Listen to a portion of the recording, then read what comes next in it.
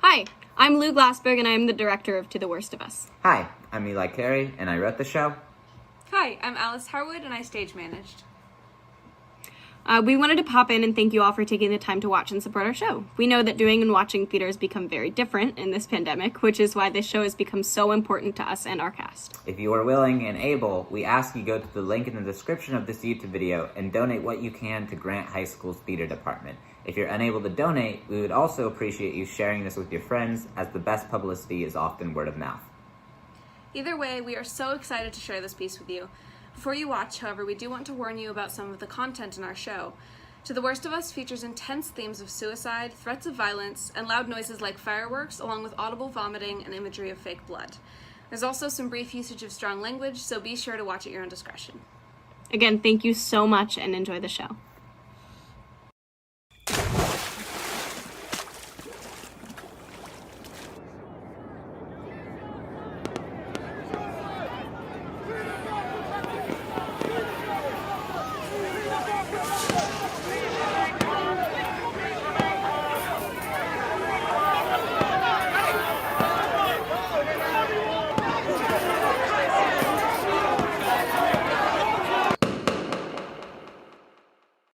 This is insanity. You've said that 3 times already. Because it is! You know, in all my years I've never once been late for anything. We still have some time. Not enough time, Tom. Not enough time. You're being quite dramatic, Caden. It's just a small service. How was I supposed to know there'd be a mass of protesters blockading access to the parking lot? There are protesters? Yes, dozens, outside the hotel. What are they protesting? Beats me. That's not the point. The point is now I have no time to get ready, and I'm going to look absolutely ridiculous for this You funeral. look fine to me. Maybe by your standards. Why are you running late? I've been here all morning. Why are you waiting to get dressed till now? I didn't. I've been ready for hours. It's just, when you called in a panic, I felt bad, so I wanted to sympathize. So I stripped down so I could frantically get ready with you. And it's been quite fun. Now you don't have to worry about looking fashionably terrible for George's funeral. This is already so much more exciting than my trip to Amsterdam. You were in Amsterdam? Yes, I did a semester there. My mommy offered, well, forced me to go. She said there wasn't enough tequila in the penthouse for her to keep me around. So she sent you to Amsterdam? Yes. How was it? Oh, it was marvelous. I've never seen a more beautiful place. There were bars everywhere. You know, I studied with this incredibly intelligent philosopher, Edison Turtwig. He owns mansions in 17 different countries. He taught me all about the mythic entertainments and obscure powers of human nature. He's a wizard? No, he's a philosopher. Listen to me.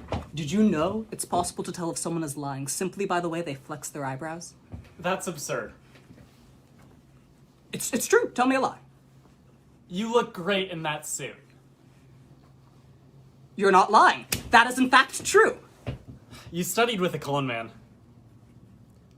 A connoisseur of the mythic entertainments? Whatever. How's your mom doing? I don't know. She won't let me come home. Where have you been staying then?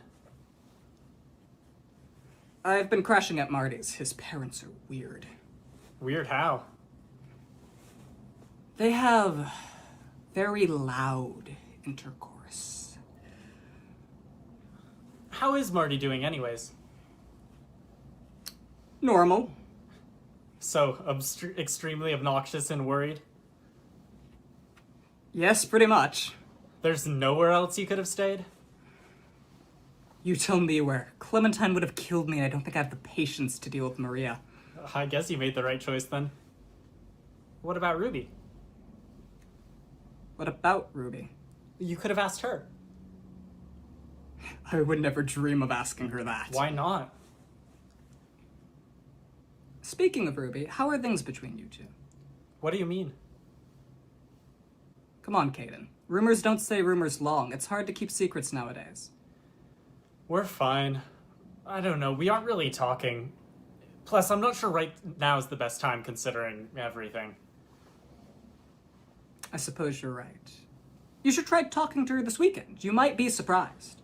You're an optimist, Tom. I try my best. How do I look? Like a needle in a haystack. You know, Sarah's really glad you're back. She spoke highly of you this morning. You've seen Sarah? Yes, didn't she let you into the hotel? No. How'd you get in then? This other person let me in. I assume they were one of the hotel staff, although they were kind of strange looking. Strange how? Well, for one thing, I never saw their face. They were wearing this mask underneath their hoodie. That's a little unsettling. Honestly, knowing Sarah, it could mean anything. For all we know, this was supposed to be a masquerade-themed funeral. Could be. They did tell me not to leave my hotel room, though, and that we would be called when the service was starting. Funny, Sarah told me the exact same thing. Why do you think that is? I don't know. But the rooms are nice, and the last thing I want to do right now is disrespect Sarah's wishes. I'm sure we'll find out soon enough. I think you're right. Well, I feel lonely a lot. Like, okay, not like lonely like I'm alone, because I'm not alone. I have a lot of friends, but even though you're here with me right now and we're talking and it's great, I still feel like this push away from you. And you know, and it's like, and I imagine this a lot. It's like I close my eyes and I'm surrounded by darkness, and surrounding me in or I'm in a bubble, and surrounding me in my bubble is darkness. And other people are there too, my friends, and they all have their own little bubbles, and they can have fun with each other, and I can't. And well, okay, it's because okay, well, I actually don't know, but I think it's because, well, I'm not sure, but I have a great life. I have everything I could ever want. I mean, mostly money, but at some point that kind of becomes everything, right? I mean, money is power, right? And I'm not saying that because I don't think you have money. I mean, you definitely have power. It's just, okay, unless you're okay with not having any money, because you don't have any money. Like, you don't have any money. You do have money. You don't have money. You don't have money. Are you even listening to me? Maria, please stop talking. Are you well? You look terrible. I'm fine. Do you need anything? I can take you down to your room. No. Benadryl? No. Cigarette? No. Cough drop? Absolutely not. You don't appreciate my services. I don't remember paying for any services. They're free of charge. It's the Maria guarantee. I want a refund. Ugh. Ugh. Ugh. Ugh. Ugh. I can't believe this place. You don't rest on the grounds of an old cemetery? My daddy told me it's how they're able to get it for so cheap, because Lord knows they can afford anything else. Actually? Yes. Okay. I have information on the inside, but yes, I'm sure this hotel was like a last resort investment. They're scrambling for cash. This building is a rushed mess. I'm so glad I'm poor. You know, I guess it has its upsides. There's no duties to worry about. No luxurious parties to plan. No merciless spendings on pointless delicacies like bowls of lemons or premium bamboo toilet paper. No overbearing parental figures looming their dynasties over your head like you're the last cupcake at a birthday party full of obese children, and all you want to do is please them. But mommy says you'll never be able to head the company without losing a few pounds down there, because whenever you try and talk, all I want to do is stare at your bum. Okay, those are just a few examples I could think of. You're overly pretentious. Sorry, Clem. No, it's fine. I love it. Keep doing it. It makes people like Caden angry. I swear that boy's going to kill somebody someday. He is so full of rage. If my father spent all his time profiting off third world countries and doing coke off Russian strippers, I'd be upset too. But you don't decide to get into it this weekend. If he behaves, I'll behave. We're doomed then. Oh my goodness, Marty. What? The service is in 20 minutes. I know that. Why do you look like that? I had some trouble getting my tie on. So you put your suit on inside out? Okay, what's your room number? I'm coming down there to fix it. No, don't. You cannot attend George's funeral looking like that. Just tell me how to fix it over the screen. It'll be easier if I can fix it in person. Please, just let me come down to your room. I already said you can't. Why can't she? I had an accident. Kind of accident, Marty. You know how I'm allergic to dairy? Well, I worked early mornings at the pharmacy, and I hadn't eaten anything, so on my way here, I stopped to get a sandwich from Ebby J's. And I specifically asked the worker there to give me the special dairy-free cheese. And I guess she didn't hear me, because when I got to my room and took a bite of my sandwich, well, my throat started closing, my cheeks puffed out, and I looked like a pufferfish. I had to use my last EpiPen. You tried to kill yourself. I didn't know it wasn't the dairy-free cheese. Why would you risk it, though? I wanted to have cheese. That is the stupidest reason I have ever heard. If you couldn't have cheese whenever you wanted, you'd understand. It's a delicacy for me, Clementine. A delicacy. You have got to be more careful, Marty. I wanted the cheese. I didn't know it wasn't the dairy-free cheese. Dairy-free cheese. You've still got to be more careful. If you couldn't have cheese whenever you wanted, you'd understand. And it's my life-threatening condition, not yours. You have no right to tell me what I can and cannot eat. Clearly someone has to if you would risk your life for a piece of fermented uttermilk. I don't appreciate the way I'm being treated, Clementine. Good. I'm being assertive. Okay. Assertive! What a strange world we live in. Maria, shut it. Marty, you're a bird brain. End of discussion. I'm gonna do a handstand. Okay. Oh, Marty, you've got to fix yourself up a bit. Can't hear you. Doing a handstand. Can't hear you. He's doing a handstand. If he looks bad at the funeral, it's on you, Clem. Fine by me. When do you think the others are going to show up anyway? I don't know, Clementine. When do you think the others will show up? Tom! Oh, Tom. Oh my God, guess what? Did I tell you? I ate this piece of cheese and I thought it was dairy-free, but it wasn't. And I'm allergic to dairy. So my cheeks puffed out like this. And I had to use my last EpiPen, so they're normal now. But I still remember how it looked. It was so funny. It was like...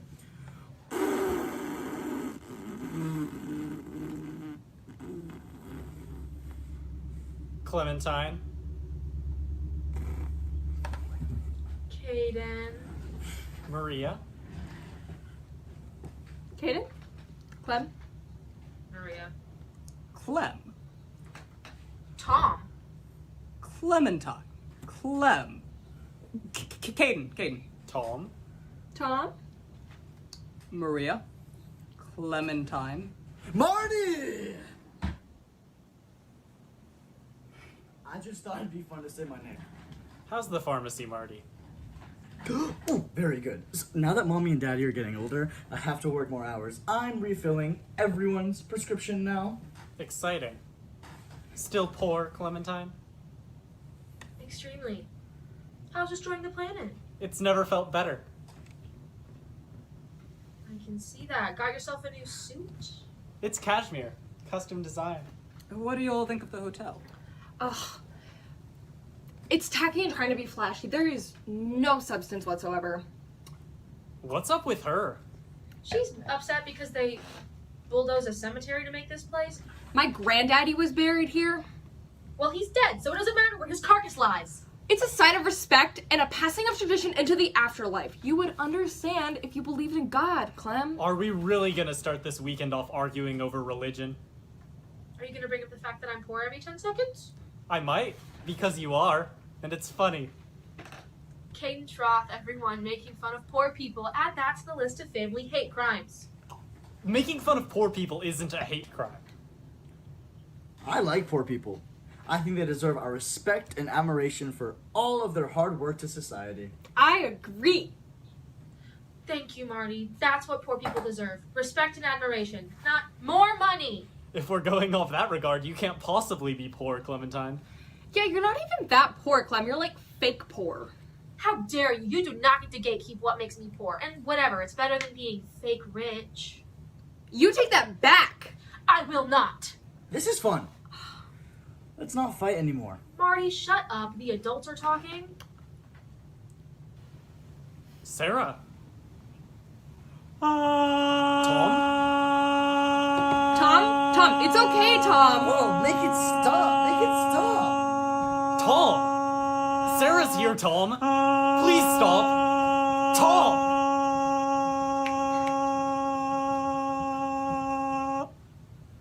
Edison Turtwig was also a master at shushing the crowd. Who's Edison Turtwig? Thank you, Clementine. Nice of you to dress up, Marty. Is everyone here yet? We're waiting on Ruby. Maria. Hi. Can I just say that this is a lovely hotel. The interior is so unique. Who came up with this structure? You ought to know. It's your daddy's design. Dev, locate the room of Ruby. Dev? That's the person who let me into the hotel.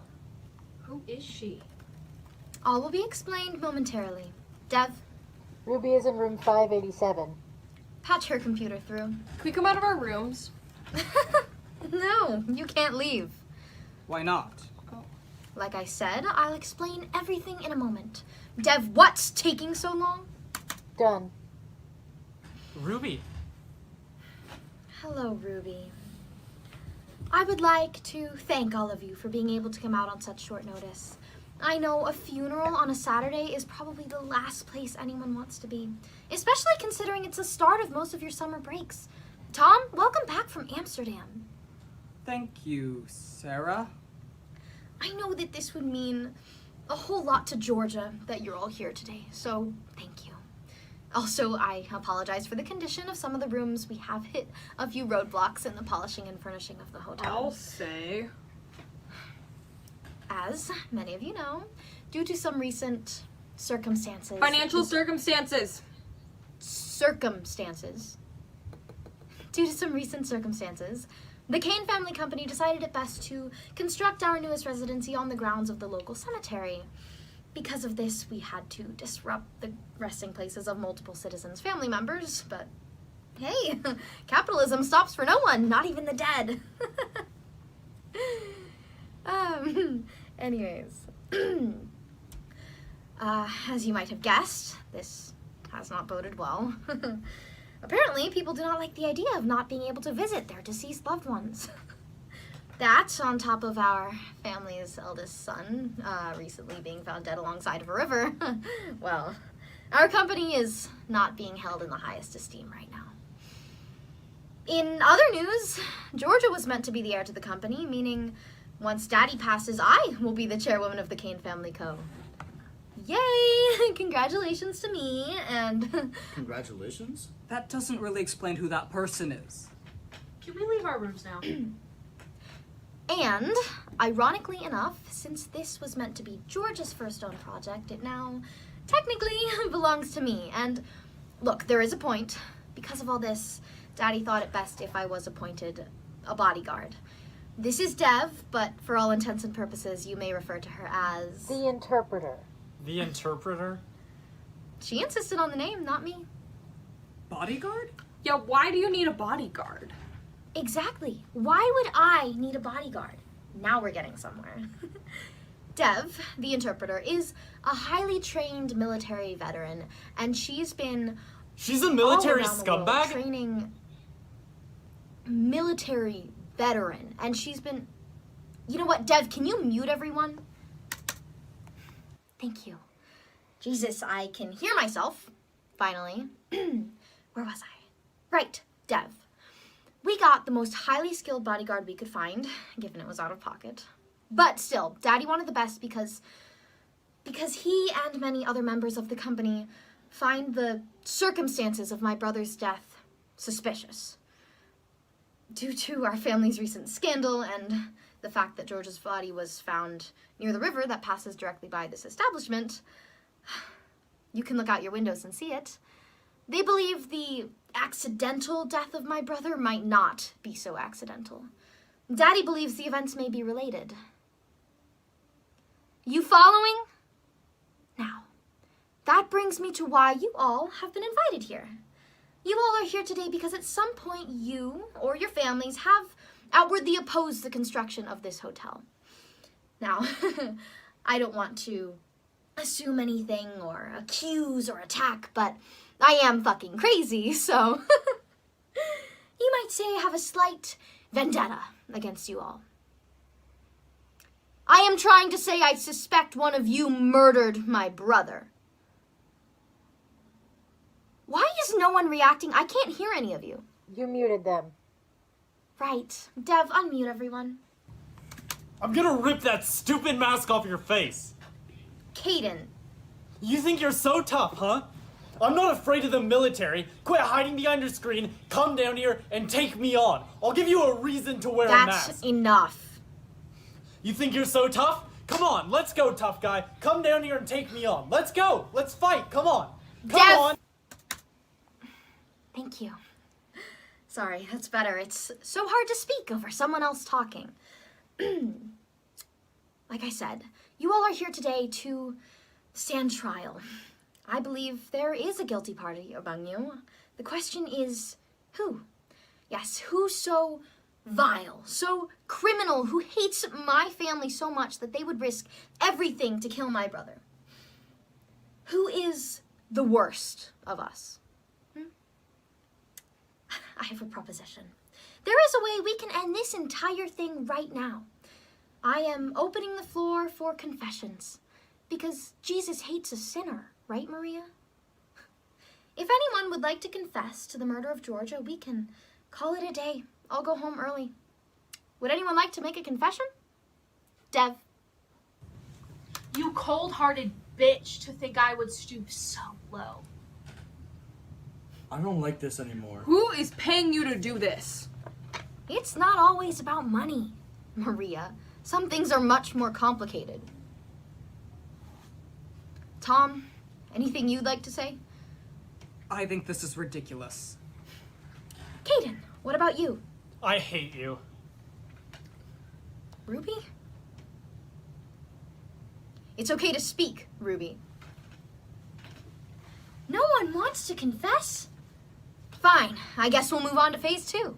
Phase 2? What's phase 2? Phase 2 is a much less happy phase. Dev was a weapons specialist in the army. Many of those weapons are hidden within this very hotel. What? What she is trying to say is that each of your rooms have been rigged with different explosives. What? Dev? Yes. There are bombs in each of your rooms that can be set off with the press of a button. Don't try and look for them. You won't find any. They're hidden away. And I wouldn't move too much if I were you either.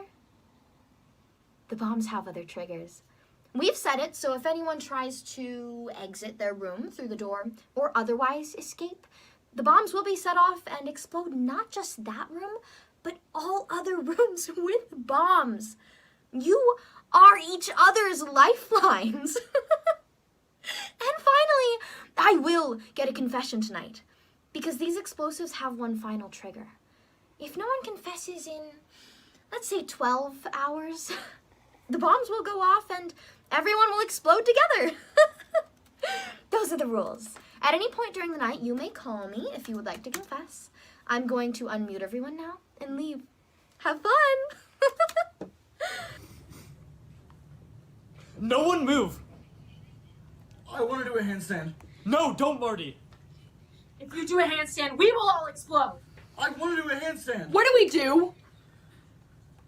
I have to go to the bathroom. We don't move first. Pee of on the all. floor. Pee on the floor. If you whip that thing out right now, blowing up is the last thing you're going to worry about. What do we do? Exactly. What do we do? I know what Sarah wants us to do. What's that? I bet she wants us to accuse each other dry till we go insane or drop dead. But We won't do that. I bet she's watching us right now, waiting. Well, I for one refuse to let her win. You hear that, Sarah? We're better than you. If you think we're gonna tear each other to pieces, then you've got another thing coming. We will stand up in the face of this injustice. We band together. I think Marty did it. Why me? I was just about to say that. Why? You run the pharmacy. That's right. Yeah, you could be messing with all sorts of drugs that we don't even know about. No, I'm just a counter boy. A counter boy? I lied earlier. Mommy and Daddy don't even trust me to touch the drugs. All I do is hand people their medications and collect money. And even then, I still screw it up. What about Maria? She seems to have all sorts of problems with the Canes. If anyone's out to get them, it's her. Me? You fit the trope of a classic murder mystery character. You're rich, you're spoiled, and you're a woman. I don't have the heart to kill anyone. And besides, if I needed someone dead, I would just hire someone else to kill it, and then they wouldn't even find the body. Spoken like a true innocent person. You did badmouth the hotel lot, and you were the most upset about them building over the cemetery. Clem, you're siding with them? I'm not saying anything, it's just... Oh, shit. Okay, how about you, Tom? You've been all creepy with your mythic internships. Maybe you cast a spell on Georgia. It's mythic entertainments. And you're right. I could be the killer. But how would I kill him? An icicle. The perfect murder weapon. You stab them and it disappears, disposing of all DNA evidence.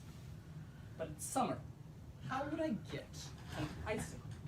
I'd find a way. I'd spend hours in my freezer basement crafting away day and night until I'd created the best frozen weapon known to man. Then, the day of the deed, I wait outside George's home and I jump out of my hide and spot bushes and I stab him in the heart. It's a clean cut. His blood is on my shirt. I throw his body in the river, but what? I've been seeing a fatal calculation. I get up and I do what man was made to do. I run far, because no matter what, they cannot catch me. They will not catch me. You can't take me alive. So, Tom didn't do it. He's scary. What about you, Caden? How are things between the two of you before... You've been pretty stressed since we got here. I'm just stressed. Why is that? My friend's dead, and it's his funeral. How are things between the two of you before he passed? What do you mean? Things going okay? Get into any big fights or anything? I don't know what you're talking about. I think everyone else does. Didn't something happen between you, him, and Ruby, maybe? Clementine, you don't know what you're talking about. Everyone be quiet. Please. My head is pounding. Ruby. Caden's right. We can sit here and bicker all we want, but it's not going to get us any closer to freedom. What we need is a plan. What kind of plan? Tom? Yes, Ruby? You are going to take Maria and Marty into another call, try and think of all possible escape routes, maybe try and find a way to alert one of the protesters from outside.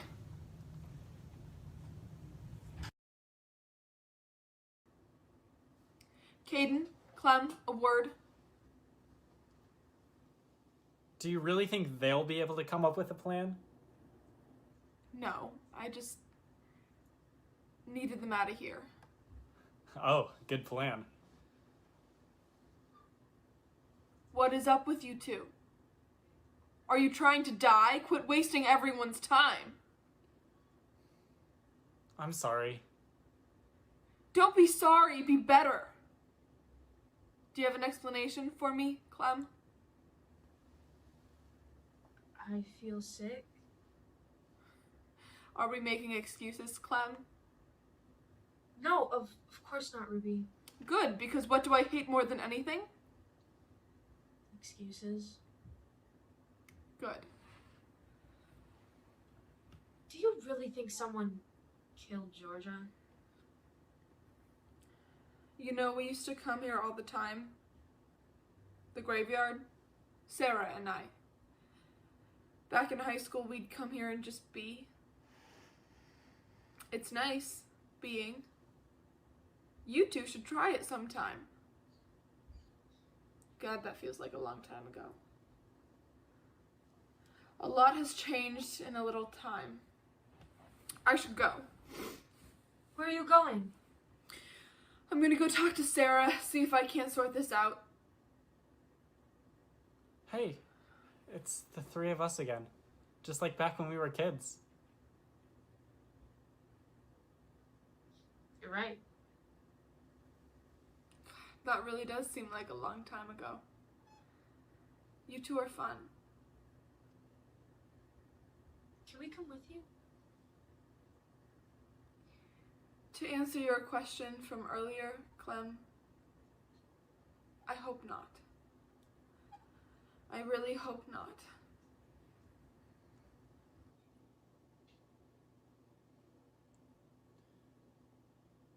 She left again.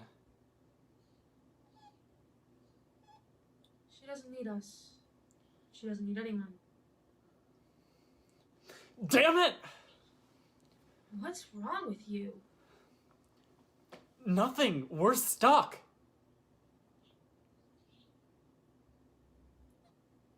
You're fine as long as you didn't do anything wrong. What are you implying?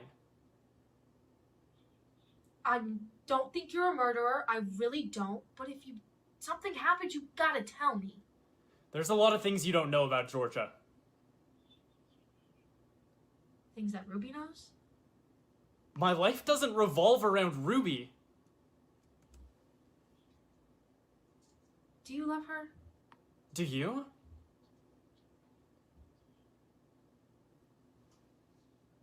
I asked you first. I'd say you're a hopeless romantic.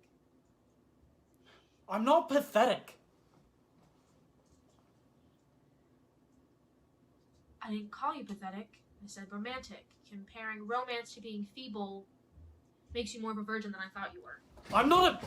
I have goals, Clementine. I'm going to accomplish a lot with what I've been given. When my paw croaks, I'm going to inherit one of the most powerful companies in the country. And I'm going to change everything, alright? I'm going to help people. Real people. No more degrading the Earth's surface and raping it of natural resources.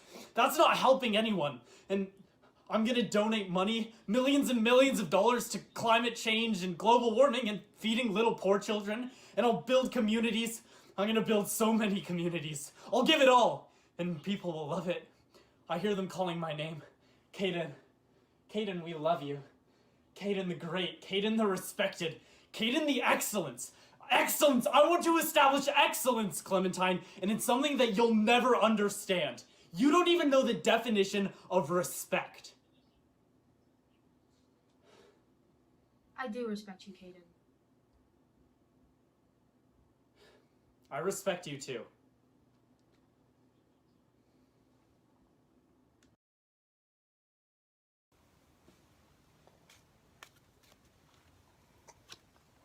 Red or black?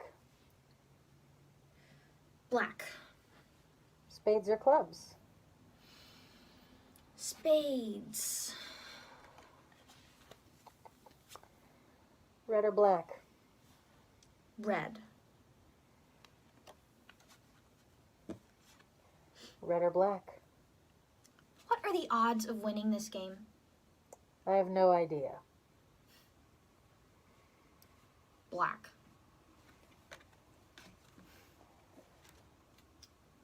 You know, all these cards have special meanings. I didn't know that. Yeah, people who believe in divination can use them to determine what happens in a person's life. Like tarot cards? I guess so. They have their own ways of doing readings like tarot cards. I never learned how, but I find it fascinating. I've probably memorized what most of them mean. What's wrong? You look bored. I'm nervous. I have eyes everywhere. I can assure you everything is running exactly as you've planned. That's not what I'm worried about. Oh? What if no one confesses? You tell me. I'm just your bodyguard. Red or black? Red. Hearts or diamonds? Hearts.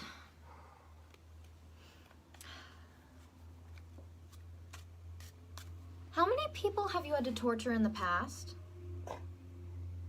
Now that's a question. I bet it's a lot. I'm not allowed to discuss previous clients. It's one of the tenets of being a personal bodyguard. Once remembered, always forgotten. Sounds lonely. It can be. Red or black? Red.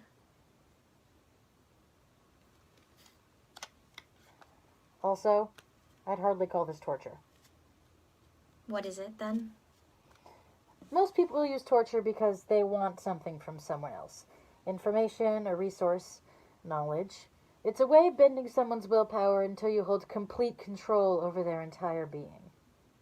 Isn't that what this is? Sarah, Miss Kane, what do you want from these people? I can't discuss my motives. Torture without intent is cruelty. It's cruelty either way. Reasoning gives no excuses to do something awful. Then why are you doing this?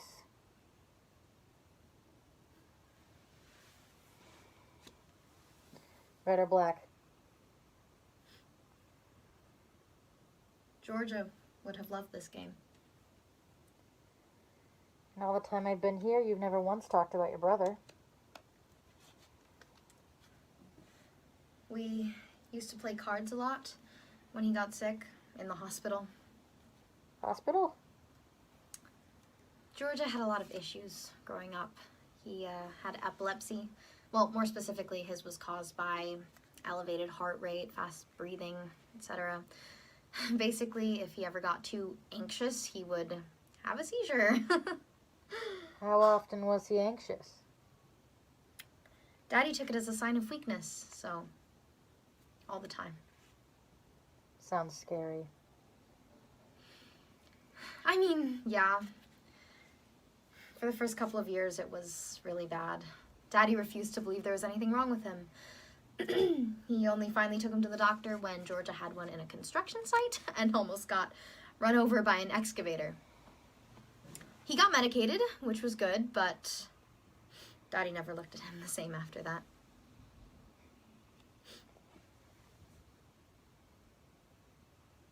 Black. Spades or clubs?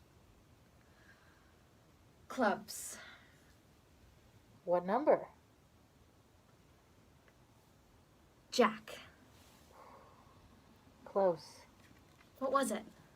I can't tell you that. It already happened, so it no longer matters. Ruby, would you like to play this guessing game?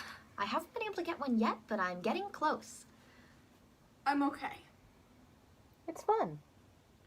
I'm sure it is.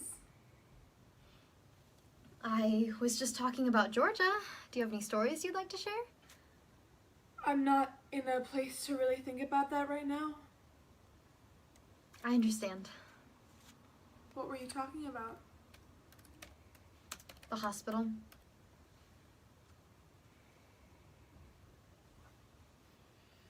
Do you remember the Bayside fundraiser? Don't remind me. That entire fundraiser was bullshit.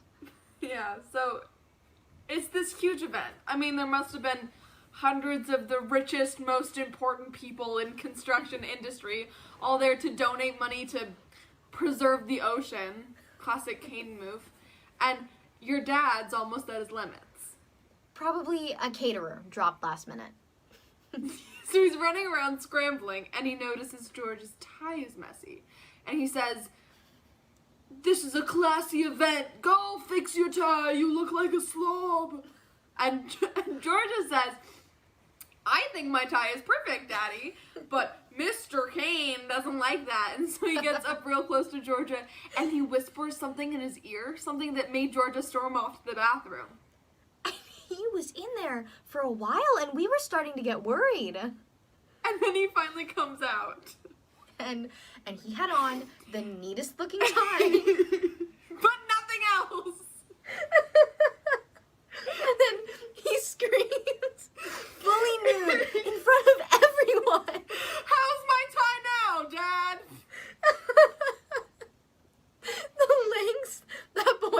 do to prove a point. No.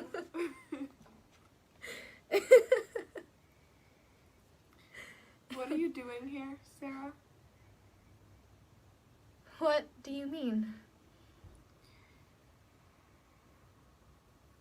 This isn't you. You're not a malicious person. Please don't argue with me on this, Ruby. This is some shit your dad would pull, not you. Don't talk about my family. I have perfect rights to talk about your father, Sarah. He's an asshole.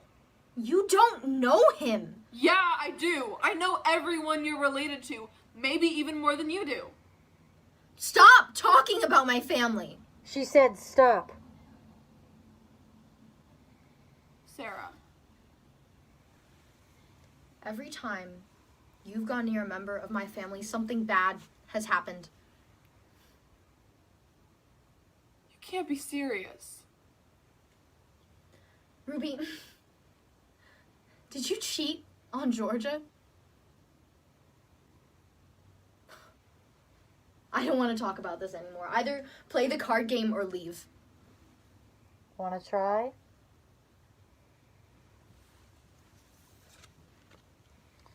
Red or black? Red. Hearts or diamonds? Hearts. What number? King. The King of Hearts. The does Suicide it mean? King. What does it mean?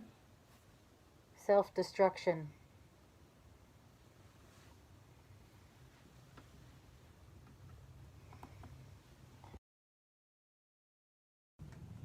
If I were a bomb, where would I hide? Look at all them out there. Look at all who? Out where? Outside, the protesters. There are so many of them. It looks like they're getting closer. Can you imagine? Hundreds of strangers gathering in the same place just because they believe in one single issue. Maybe you could try to wave to one of them, signal for help. It won't work. Why not? The whole building is constructed with one-way glass.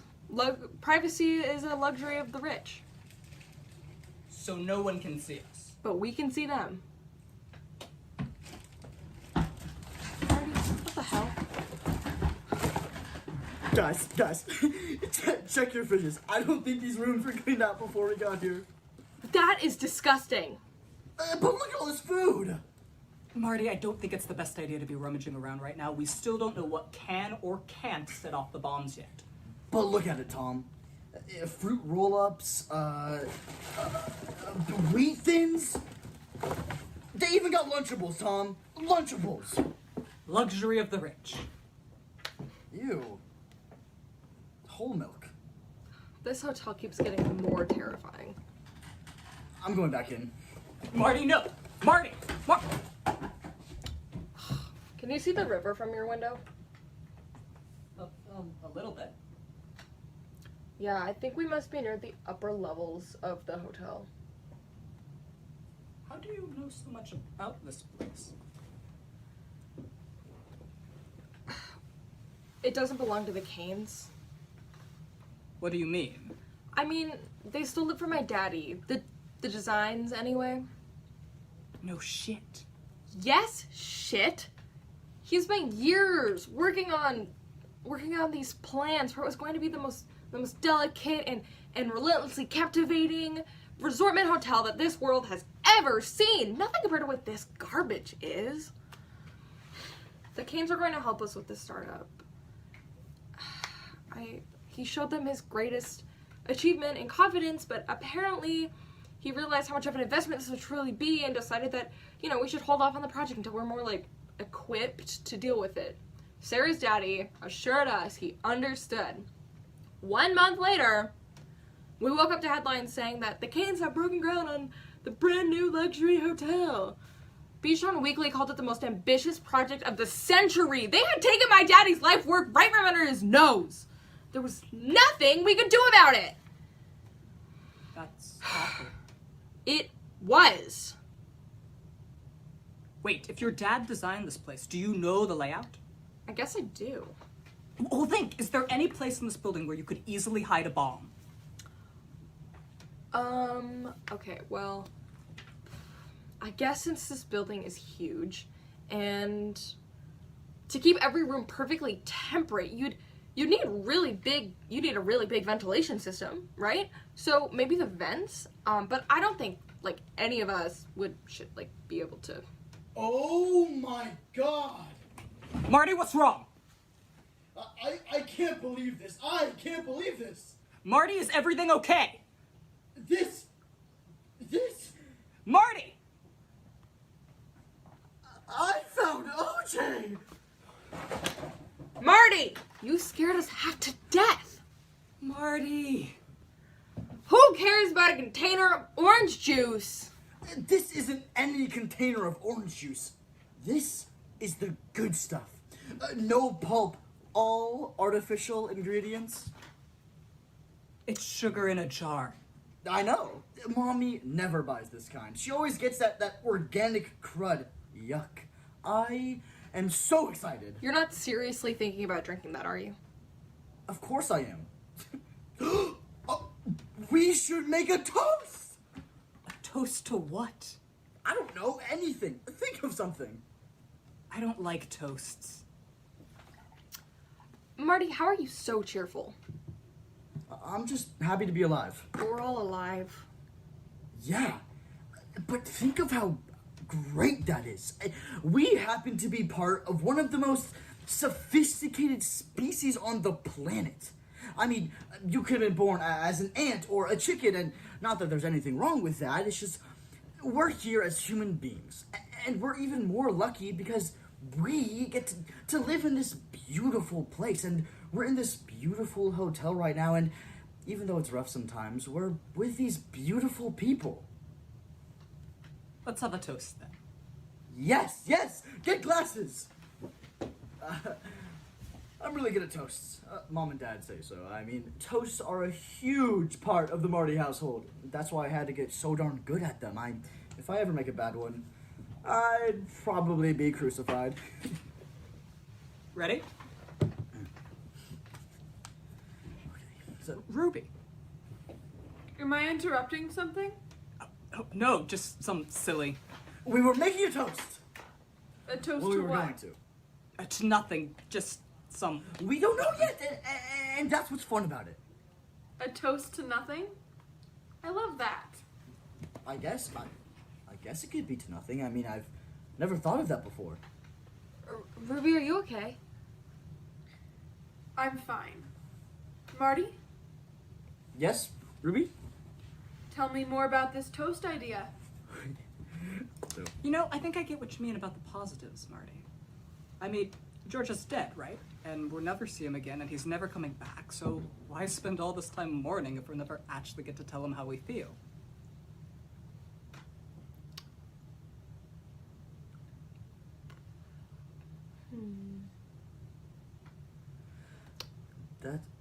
That's not exactly what I meant, Tom.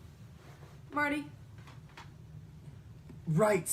I'm really good at toasts, and my parents and holidays, and I'm crucifixion. right, I'm sold. Let's have a toast. To what? To nothing. It's genius. Marty, would you do us the honor? I would love to. My friends, my dear friends, we gather here today to mourn the death of our beloved Georgia. It was to be a day of grief, promise, and dazzling love. But instead, we are here with something far more valuable. Buckets of trauma. And to that, I say nothing. To nothing! To nothing.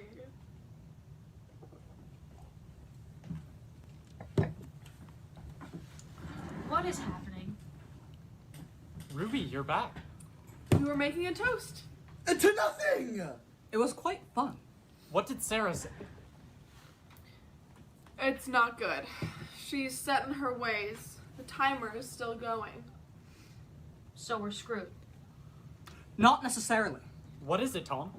Maria thinks that. Well, I'll let her explain. Okay, in the designs of this hotel, one of the finer luxuries is going to be perfectly temperate heating in every room. And this is a rather large feat to accomplish since the building is so big. Well, I mean, you'd need a whole lot of vent space to hide a bomb, or no, for airflow. So if I wanted a place to hide the bomb, I would choose the vents. You want us to stick our hands down vents and what? Hope we pull out a bomb? We're not saying it's the best idea, but at least it is a start. No, we're not doing that. It could set off the motion sensors My and room has a explode. vent. No. I could get my hand through it. You're not doing that, Ruby. You could blow up. Or we could all blow up. It's too risky. I say if she wants to stick her hand in the vent, we let her. Not every decision is left up to you, Kaden. I'm doing it. I swear, if we blow up right now, I'm going to be livid. She made the choice. Let her make a choice. Jesus, Marty, calm down. It's not that Ruby? serious. Oh, shit! Ruby, are you okay? Oh shit. Now that is a bomb. We can see it, Tom. Oh my god. What do we do? What do we do? I oh my don't God. know! I've never held a bomb before! Tom? We didn't plan this far. What do you mean you didn't plan it this far? It was a play-by-ear plan. She's holding a bomb! We can see that. Oh my god, oh my god, oh my god, oh my Shut god. it. Oh my god, I'm sorry. Cut the red wire. There isn't a red wire! Cut a wire. There's no wires on this What thing! kind of bomb doesn't have wires? This isn't a movie, you wobbling bird brain. Stop calling me that. Caw, caw. Poor trash. Food help. Stop it. Tweet, tweet. I said stop it. Still holding a bomb! Just put it back! Put it back! Okay.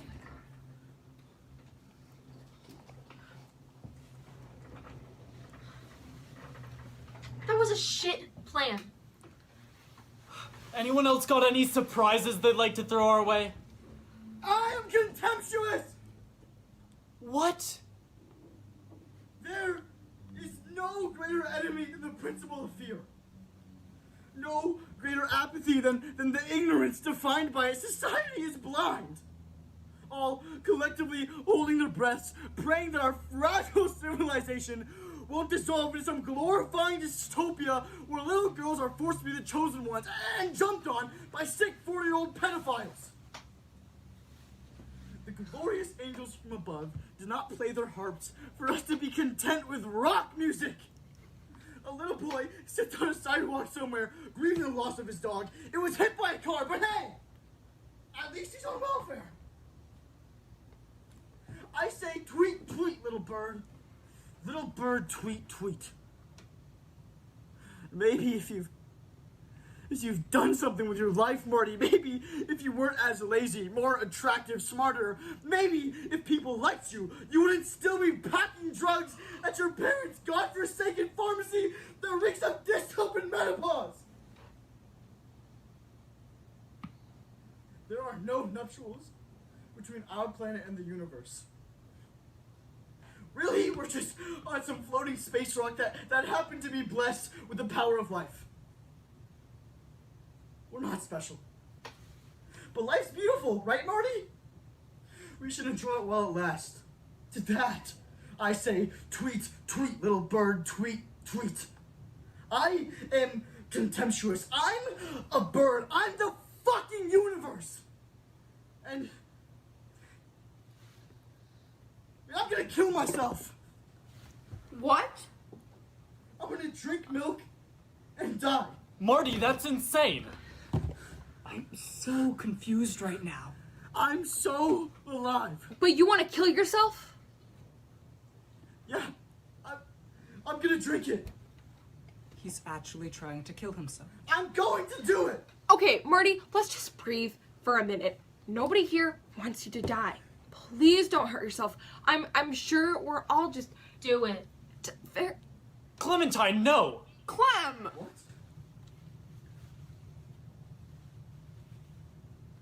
I said do it. Clem, that is awful.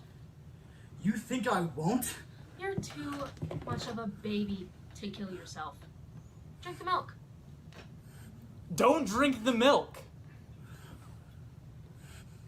Kaden, this is between me and my friend. Marty, die. There was so much foreshadowing to this. Don't die, Marty! How did we not see this coming? Tom, if you can't contribute to the solution, don't say anything! I can smell the fresh byproduct of cow calling to you, Marty. Marty, please don't do that. Clementine, you are not helping anything right now. It's just like with you, Ruby. If he wants to kill yourself, I say we let him. It's only fair.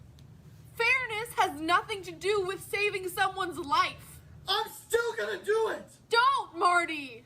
Listen to Ruby, Marty!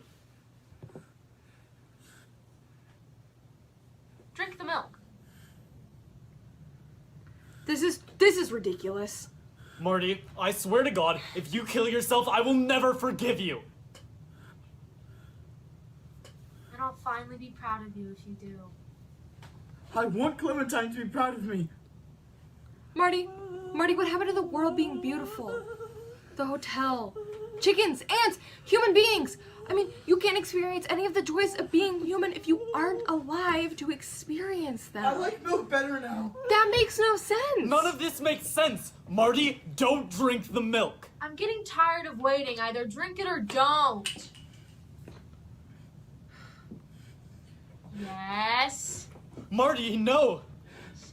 Marty! Side. Marty!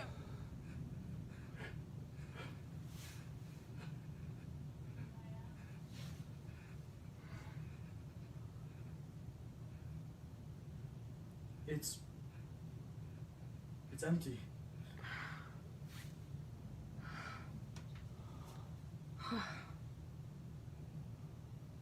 It's empty.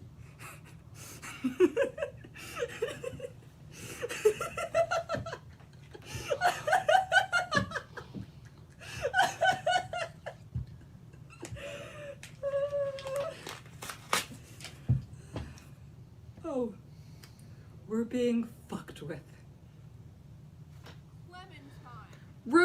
Marty, are you okay?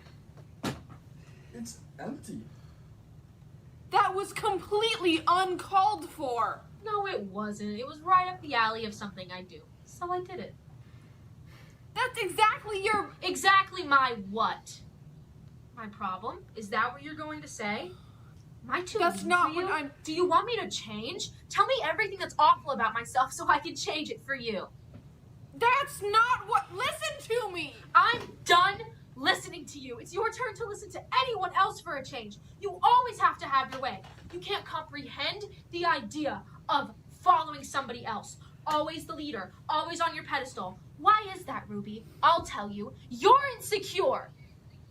I know I'm a bad person, but I'm content with myself. You don't ever really know what's going on. You're empty, underground, head in the clouds. This exterior you present, it's all a ruse, a masterful disguise. You're not content with yourself, not content here, your family, your relationship with Georgia. Georgia. What a shame Georgia had to settle for someone like you. That's enough, Clementine! Cheater. I have to go. Ruby, I'll go talk to her. I think the toast cursed us. Oh, that doesn't sound good. I'm fine. Sounds like it's getting worse. It could be toxin poisoning from something in the hotel. What? Like lead, or asbestos. Shit, I gotta go. Where are you going? To Sarah. If she's not gonna listen to Ruby, what makes you think she's gonna listen to you? I don't know. I'll think of something. Just make sure Clementine doesn't die. Well said, Clementine.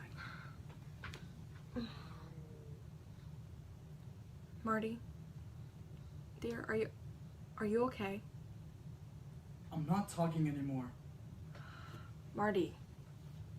If I don't talk, no one can make fun of me. Clementine does look pathetic now, doesn't she?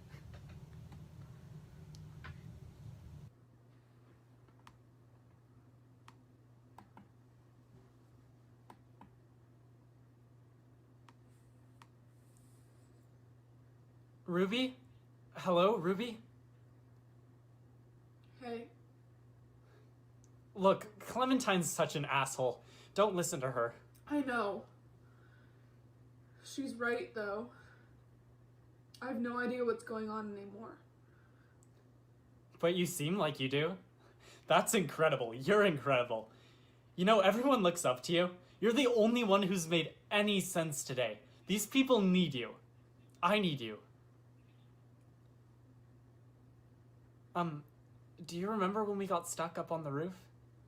It was one of Maria's birthday parties. Back when we were younger, we were like 7. You pulled Clementine and I aside because you found this entrance up to the rooftop. Clementine was too scared to go, so just you and I went. And when we got up there, the door swung shut and we couldn't get it open. So we were just stuck. And then it started raining. Oh God, it was so cold. Do you remember? It was so pretty though. We could see everything from up there. It was all so tiny. Like, I felt like I could reach my hand out and just grab it all. It's kind of a similar view to what's outside now. We must have been up there for hours. I don't really remember that. Oh. It sounds like it was a long time ago. It was. Ruby, can we just talk?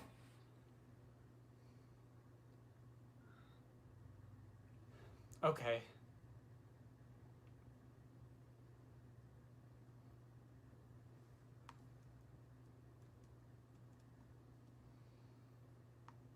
I don't want to do this anymore.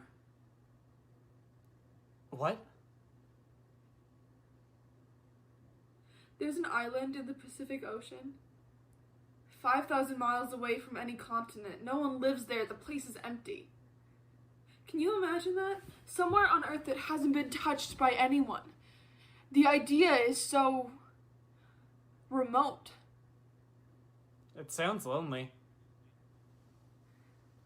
I envision myself there sometimes, alone. I wonder what it would feel like. There'd be sand, of course, and the smell of salt water. Maybe I'd see a crab. You know, I've never seen a crab before. The wind would blow my hair in all directions, and it would take hours to untangle, but I wouldn't care. I wouldn't have to care. And the sun would be out, and it's so bright. It's so bright you shouldn't look at it, but I do anyway. I can't not. It's so bright I want to give it a hug and beg it never to leave. Please don't leave. Don't leave me. Please never leave. Don't leave.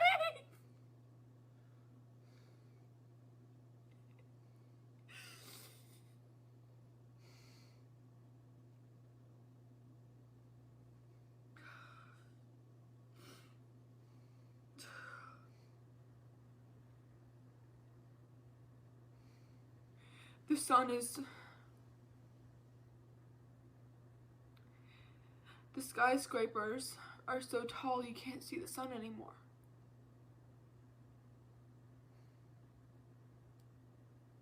Sometimes I don't want the island to be just a vision. I want to run away and make it real. Let's go then, together. I'm afraid it doesn't count as running away if you do it with someone else. Oh.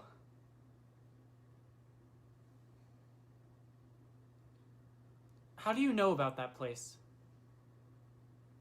My mom and dad told me about it.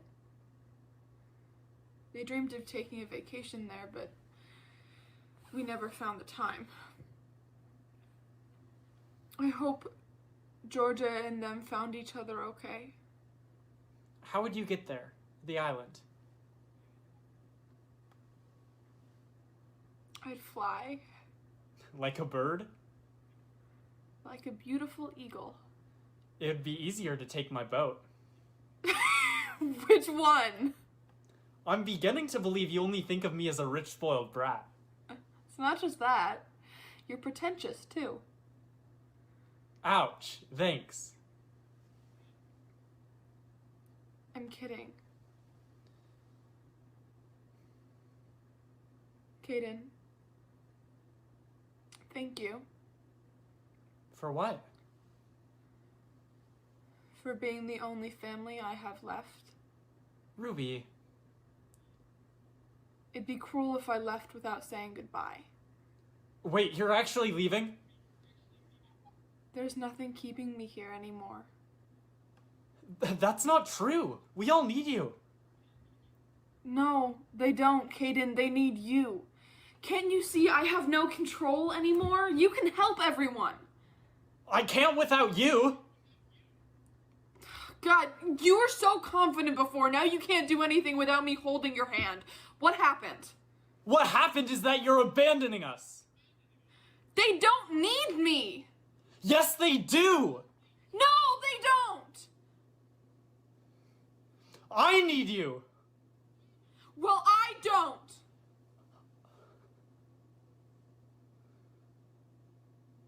I have to move on with my life, Caden.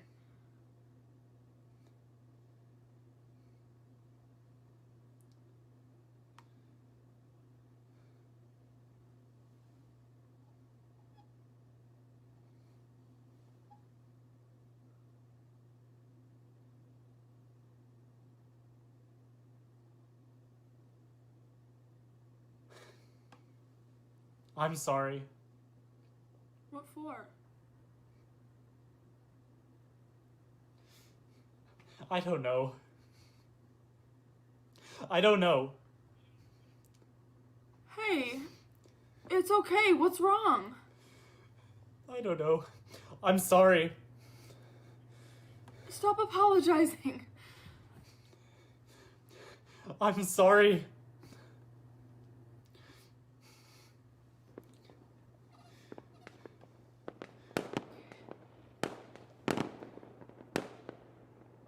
The protesters are setting off fireworks. They're beautiful. I know.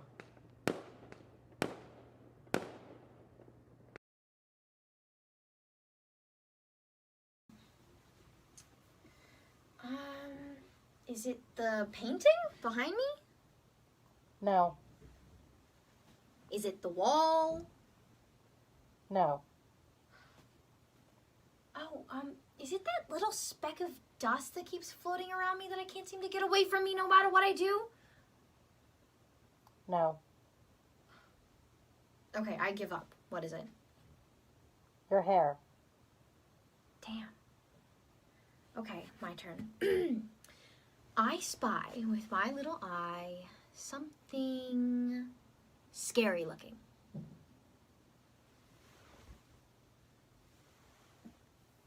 My mask. God, I suck at this game. Tom, we were just playing I Spy. Would you like to join us? I have to warn you, Dev is a master, but maybe you can beat her. What? No, Clementine is about to die. That's not good. Wait, why? We think it's because of some sort of toxic material that escaped because of faulty construction. That would explain the vomiting. That does suck. How am I gonna kill her if she's already dead? Okay. I spy with my little eye something white. Is it my shirt? We need to get her to a hospital. Why? Because And she's yes, that's dying. correct, Dev. So, I'm already trying to kill her. This isn't funny anymore, Sarah. You think this is fun for me? You think I find this funny, Tom? I'm absolutely miserable. It's your turn, Dev. Do you think Georgia would want this? It doesn't matter what Georgia wants. He's dead. What is it about? Me. Everything is about me now. Then you're not really his sister. So be it. I get you, Sarah. We get each other. I know you. I know that it can be overwhelming, but we still have time to fix this. I don't want to kill you. What was that? I spy a big problem. What is it? It seems that the protesters from before have breached the building. What? They're in the interior. Fuck! They're setting off fireworks inside. Sarah? Are you guys okay? Tom, we heard a really big noise. This is bad. What's happening? All right, new plan. We have a couple of options. Either someone can confess right now and we only have a slight chance of being trampled, or we can sit around and wait for the protesters to set the building on fire and we can all burn to death. I don't like either of those options. Right. We should fast track the bombs. Dev, set the timer for 5 minutes. Sarah, no. Right. Dev, 60 seconds. I know I said no more talking, but I think I should preface, we're all fucked. I don't think this is the best use of your time right now. Sarah, don't do this. You're literally all about to explode. Oh my god, Marty. Oh my god, we have to. Marty, No, I don't want to, Maria. We have to! Maria? Maria? Marty, we have to. We have to. Marty. No, I can't. 10 seconds. What is it? Damn it! 5. Oh my god. Maria! 4. Marty, No, we have to. 3. don't.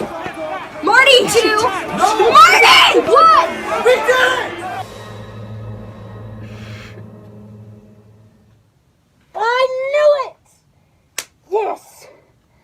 Oh, I'm so good at guessing! Maria? We killed Georgia. Marty and I.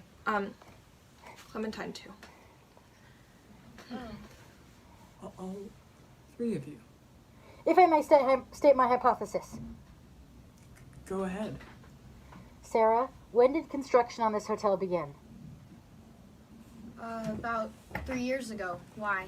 Then that is where our story begins. 3 years ago, Clementine, Maria, and Marty set in stone a plot to seek revenge on all the wrongs the Canes had made against their families. I'm going to assume that none of you like the idea of a brand new hotel upstaging your family businesses. You needed to make sure it never got constructed, so you go after the source, Georgia Kane.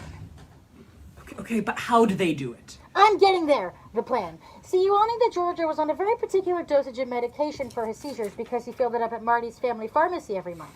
Marty, am I right to assume that you've been slowly changing George's medication? Maybe. Maybe, but it wasn't that simple. You see, Georgia was on a very high dosage of medication to control his seizures. You couldn't just switch the medication out for a placebo. He could have relapsed, and the first thing they would have looked at was his medication. No, you needed to be careful, delicate. So what you're saying is... So what I'm saying is that for the past 3 years, they've been slowly decreasing George's medication until it was almost nothing, in hopes that one day he'd freak and have a fatal seizure, and the whole thing would look like one big tragic accident. Damn. It makes no sense. It's a hell of a long time for a murder plot. That's not the full story. Oh? Maria. That's not everything that happened.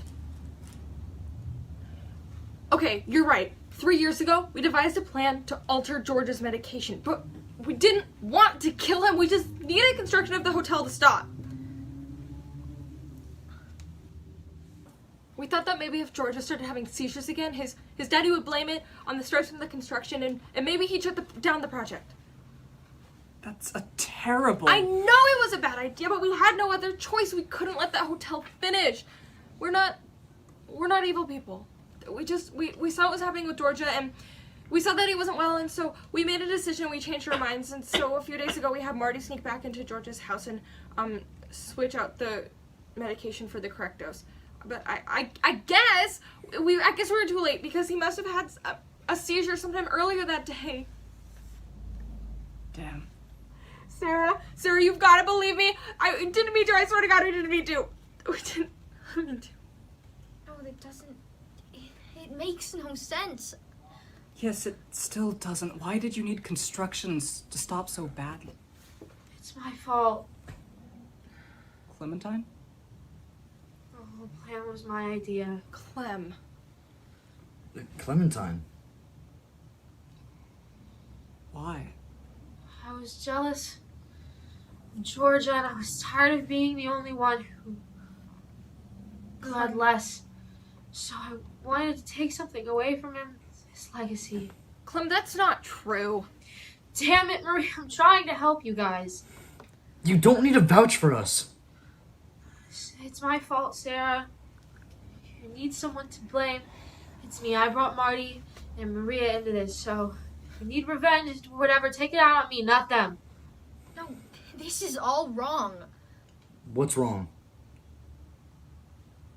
There were no signs of a seizure on the autopsy report.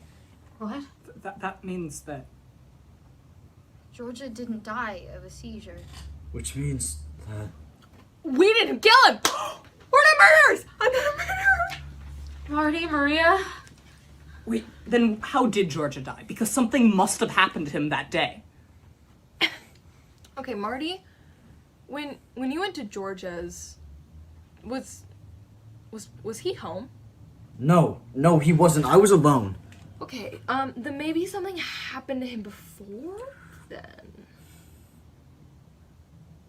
Who did he see that? He's lying. What? His eyebrows flexed. Addison Turtwig, baby. I'm not lying. Liar. Marty? Caught red-handed. Marty, what happened? Nothing. Lie. Did you see something? No! What did you see? I was told not to tell anyone. I can't. What is it? Marty? He threatened me. He threatened me not to say anything. He? Marty, who threatened you? What did you see? Hey guys, what's going on? We heard some noise. Is everyone alright? Marty, what's wrong? No. Are you okay, Clementine? Maria? No. Caden? Yes, Tom? When was the last time you saw Georgia?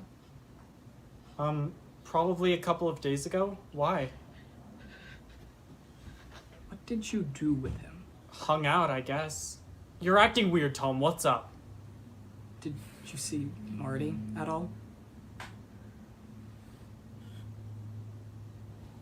Hey, Ruby, do you want to go back to the other call?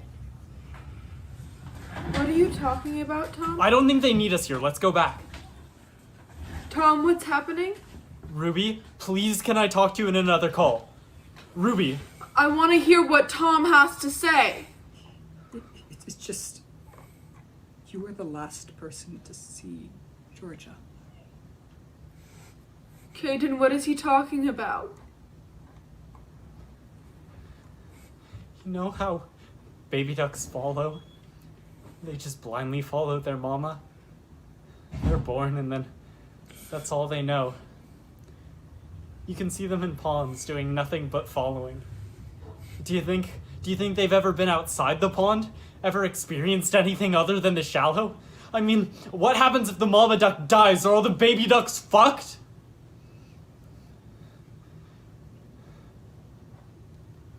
Caden, what are you I'm a talking baby about? duck. And I follow. And I swim. Because that's what baby ducks are supposed to do.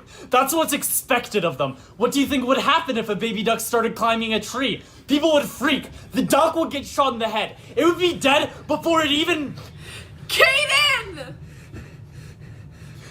I'm not the bad guy here. You've got to believe that. I'm sick of being told what to believe. I just want to know what happened. You want to know? Yes. You really want to know? Kaden! I killed my best friend!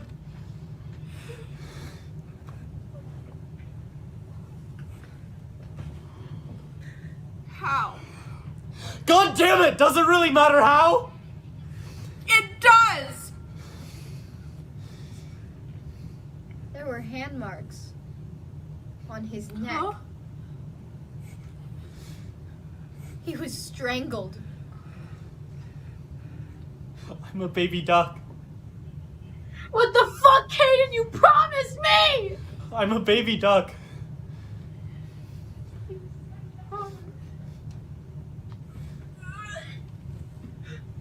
We should wrap this up before the protesters get to the upper floors. Right. Everyone, you're free to go. Just like that? Yep. I don't have a use for you anymore. What about the bombs?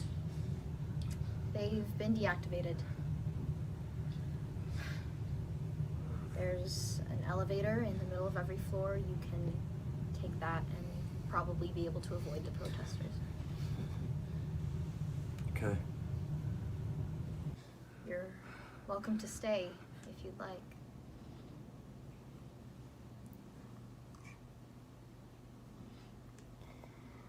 What do you want to do with him? You know, I actually hadn't thought that far ahead. We don't have a lot of time, Sarah.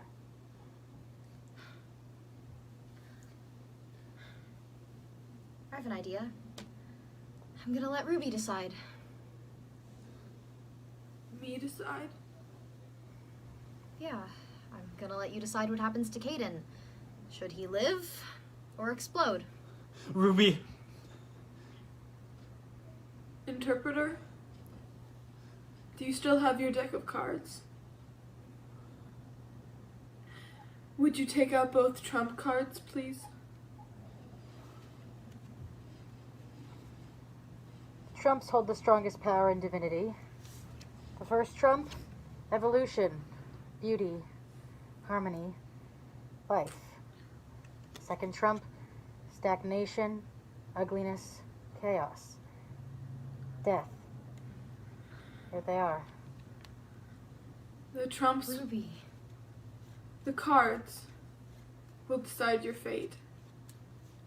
If you pick the first trump, you live. If you pick the second trump, you blow up. Ruby. Hurry up. We haven't got all day.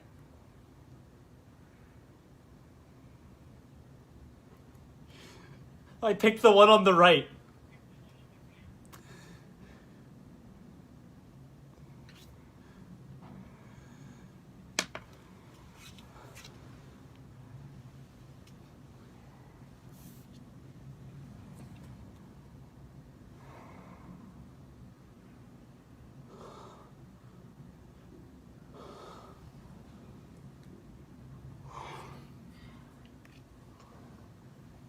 Lucky guess. I'm gonna go now. Okay, Tom. Tom? You made it, Kaden.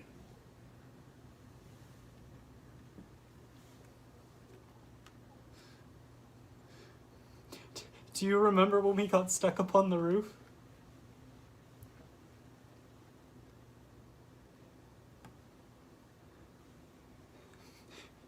It was so cold. Will I be seeing you later? No. Maybe we can go back there. Maybe we can see your island from up there?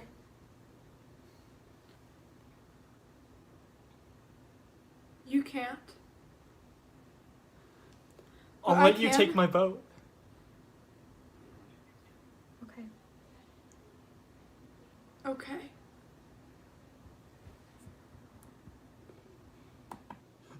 Ruby?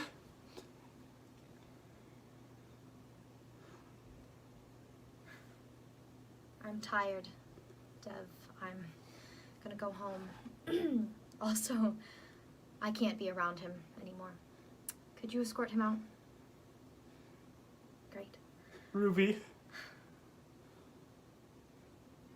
Ruby's gone.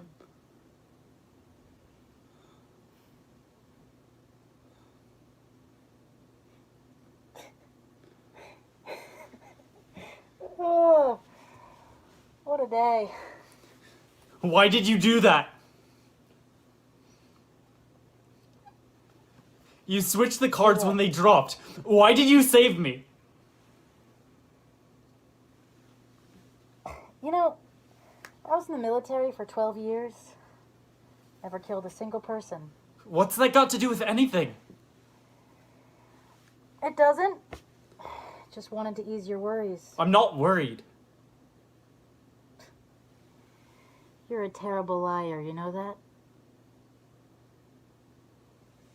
You knew, didn't you? Who are you? Just some ex-military scumbag. Take off your mask. And what do you expect to see? Something better than this?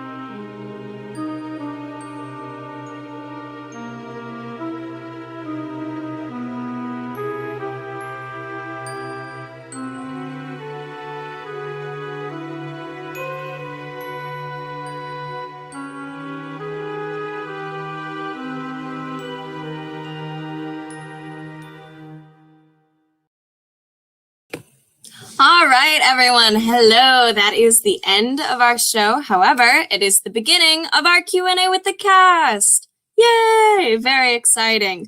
I want to thank everyone for watching, and while we're waiting for our first group of cast members to show up, I just want to ask again that if you are able, you head to the link in the description of this video and donate what you can to our theater department. Obviously, with COVID, the show is free and accessible, which is what we ultimately want, but also it's difficult to do all of this without some of a budget. And so any donations that you have make these shows possible, and we appreciate anything that you're able to give. That being said, I've got 3 cast members in the waiting room so far, and I think I will bring them in. Hello. 4 cast members. I apologize. Here we go. 5. Look at that.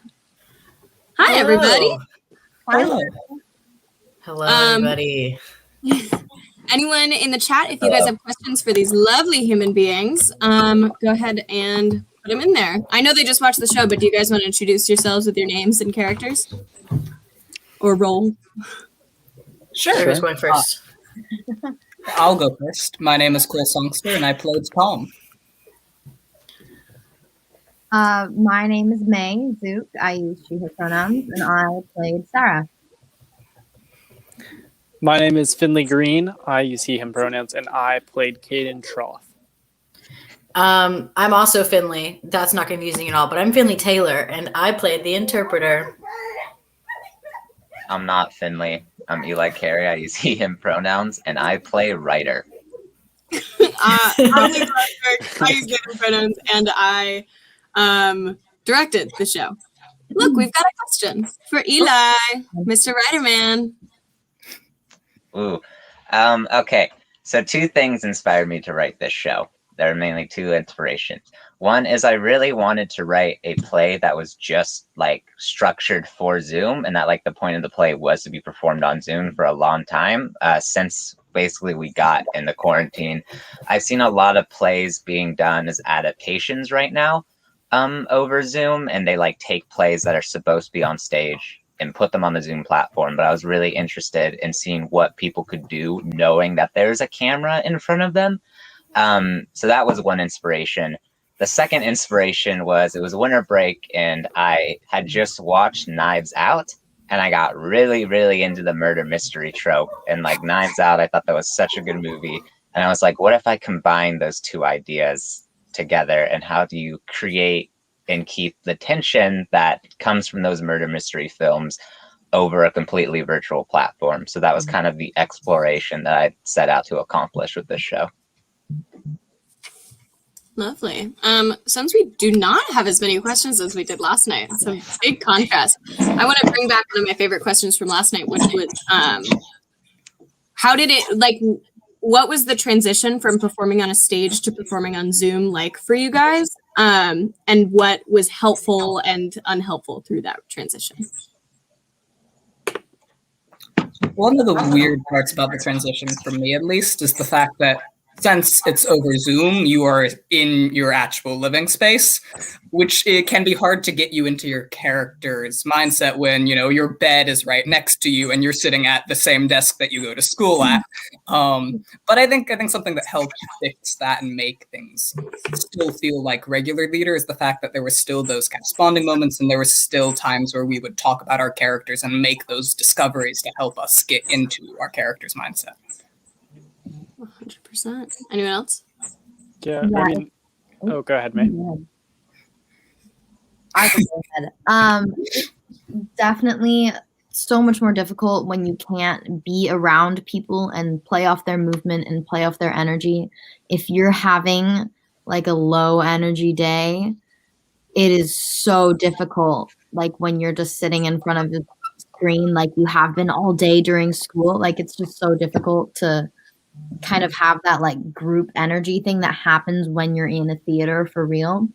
But yeah, definitely like we have a Discord chat and we would have calls and kind of bond and talk about our characters and crisis calls in the middle of the night. Like that really helped. Like it genuinely really helped build the energy of the show and help us find our characters. So I want to kind of combine this question with the one on the screen. How was the filming process for you guys?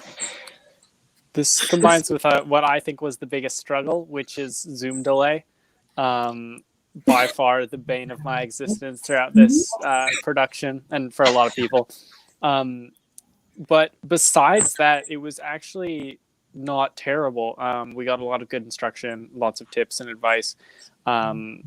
I would say the hardest stuff was Zoom delay and actually uploading the videos. But filming it itself, we all just put up our iPhones and hopped in a Zoom call and recorded our individual frames and then stitched them together in editing. That makes it sound way easier than it was. Yeah, it definitely wasn't that easy. We just set up our phones, recorded.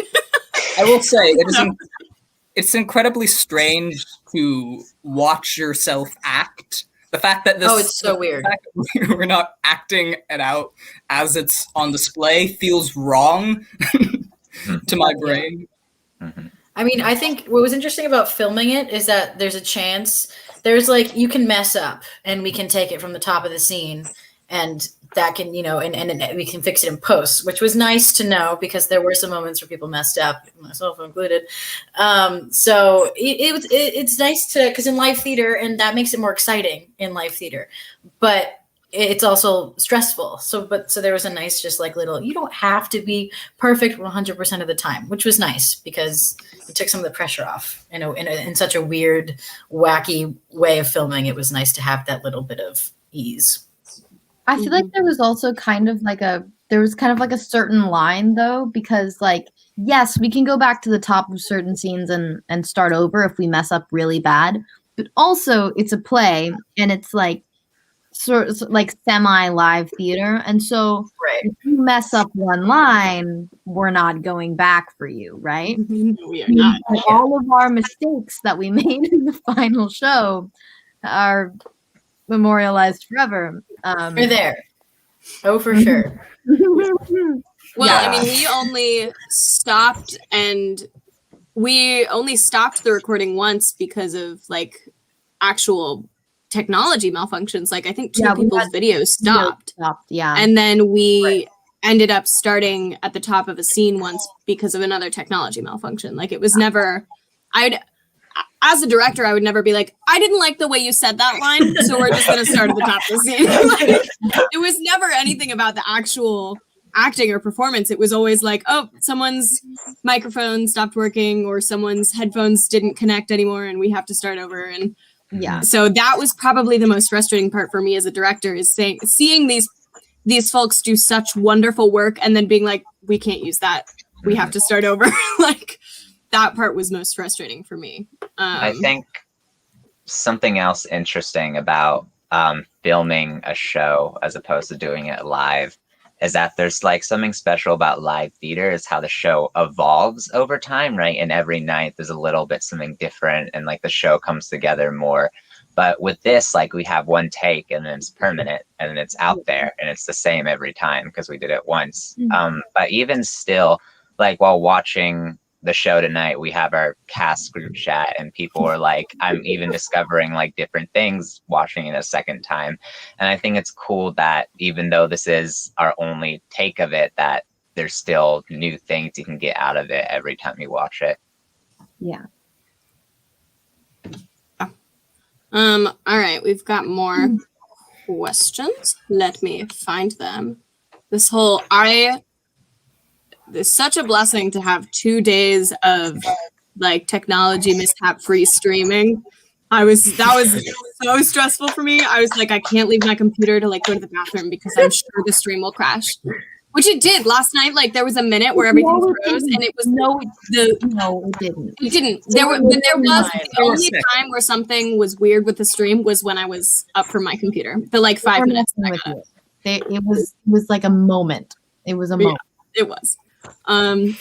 Here's this. What was your favorite scene in the show, either to watch or to perform? I'd say one of my favorite parts has to be Marty's monologue about drinking the milk up until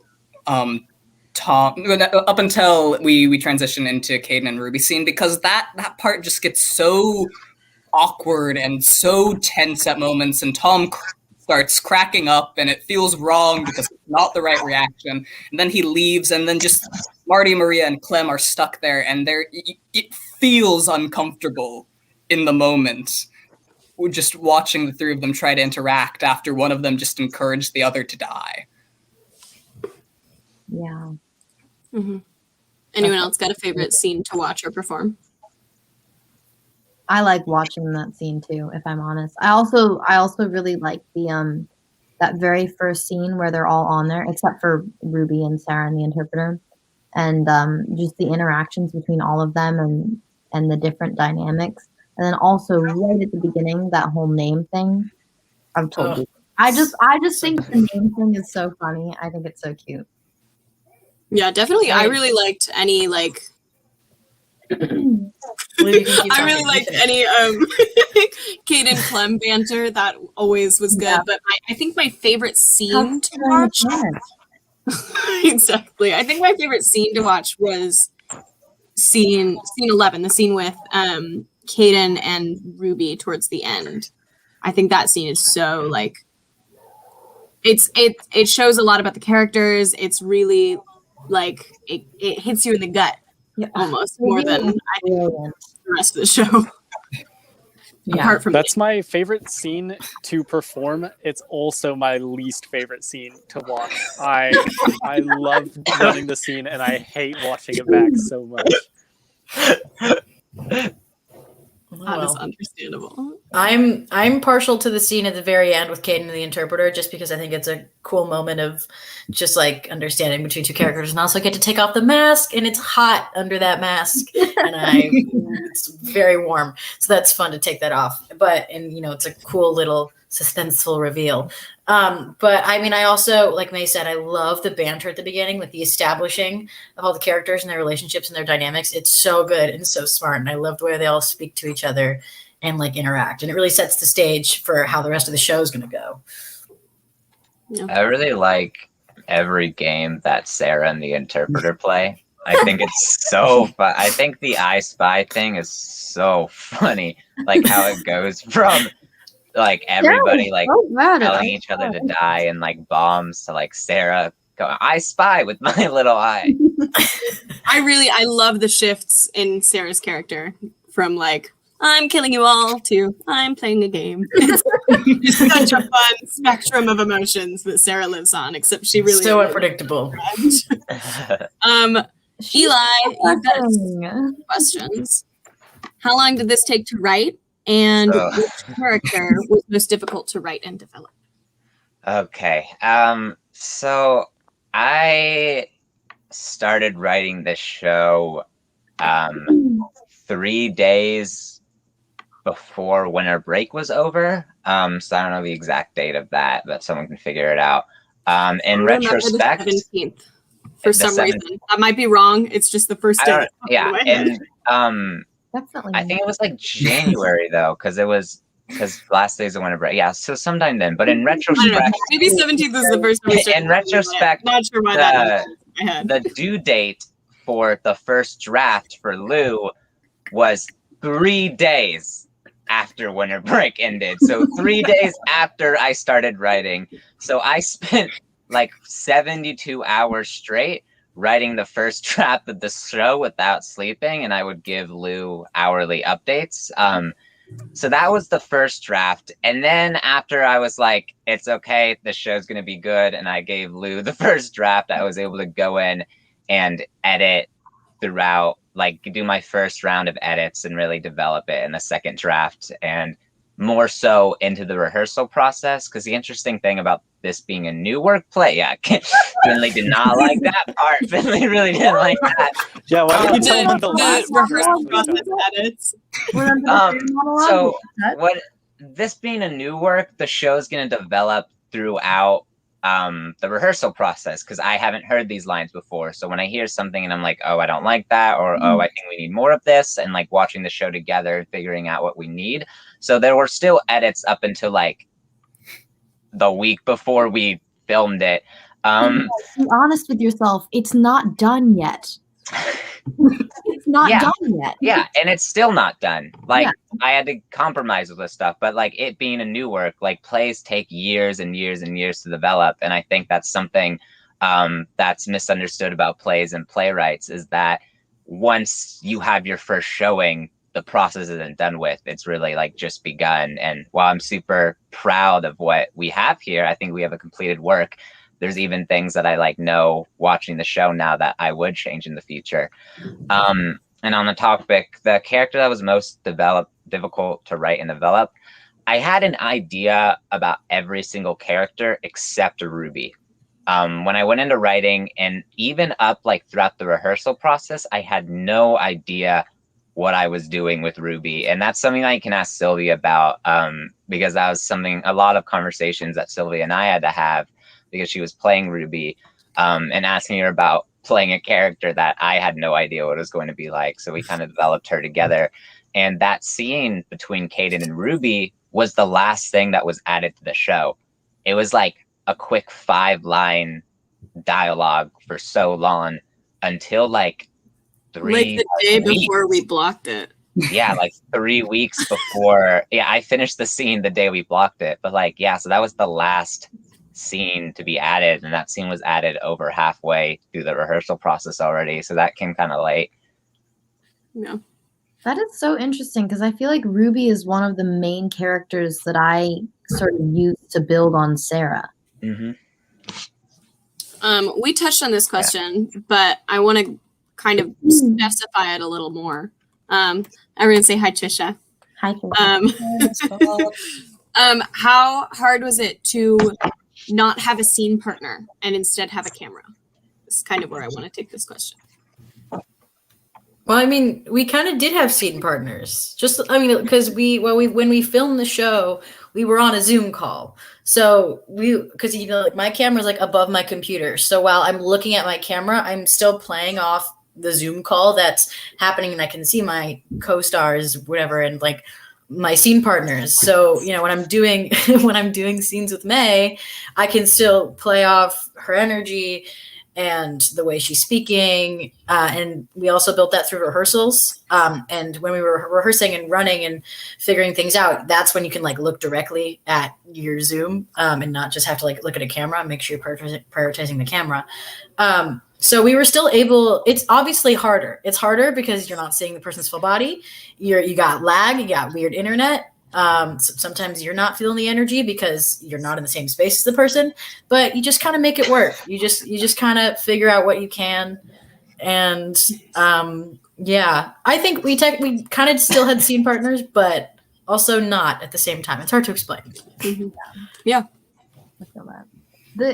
The movement and sorry, Cole. Movement and the lag were the most difficult parts. I apologize. You may continue. I wasn't saying anything. Why are you Oh, sorry. You didn't interrupt me. So I'd like to illustrate the technology difficulties, and they just decided to just not I know. It was a little distracting, but that's okay. It was good. It added. He was just demonstrating. It's okay. Yeah. All right. We got flags. I think difficulties. One more question for this group, unless y'all have more in that chat. What was your least favorite scene to perform? Ooh.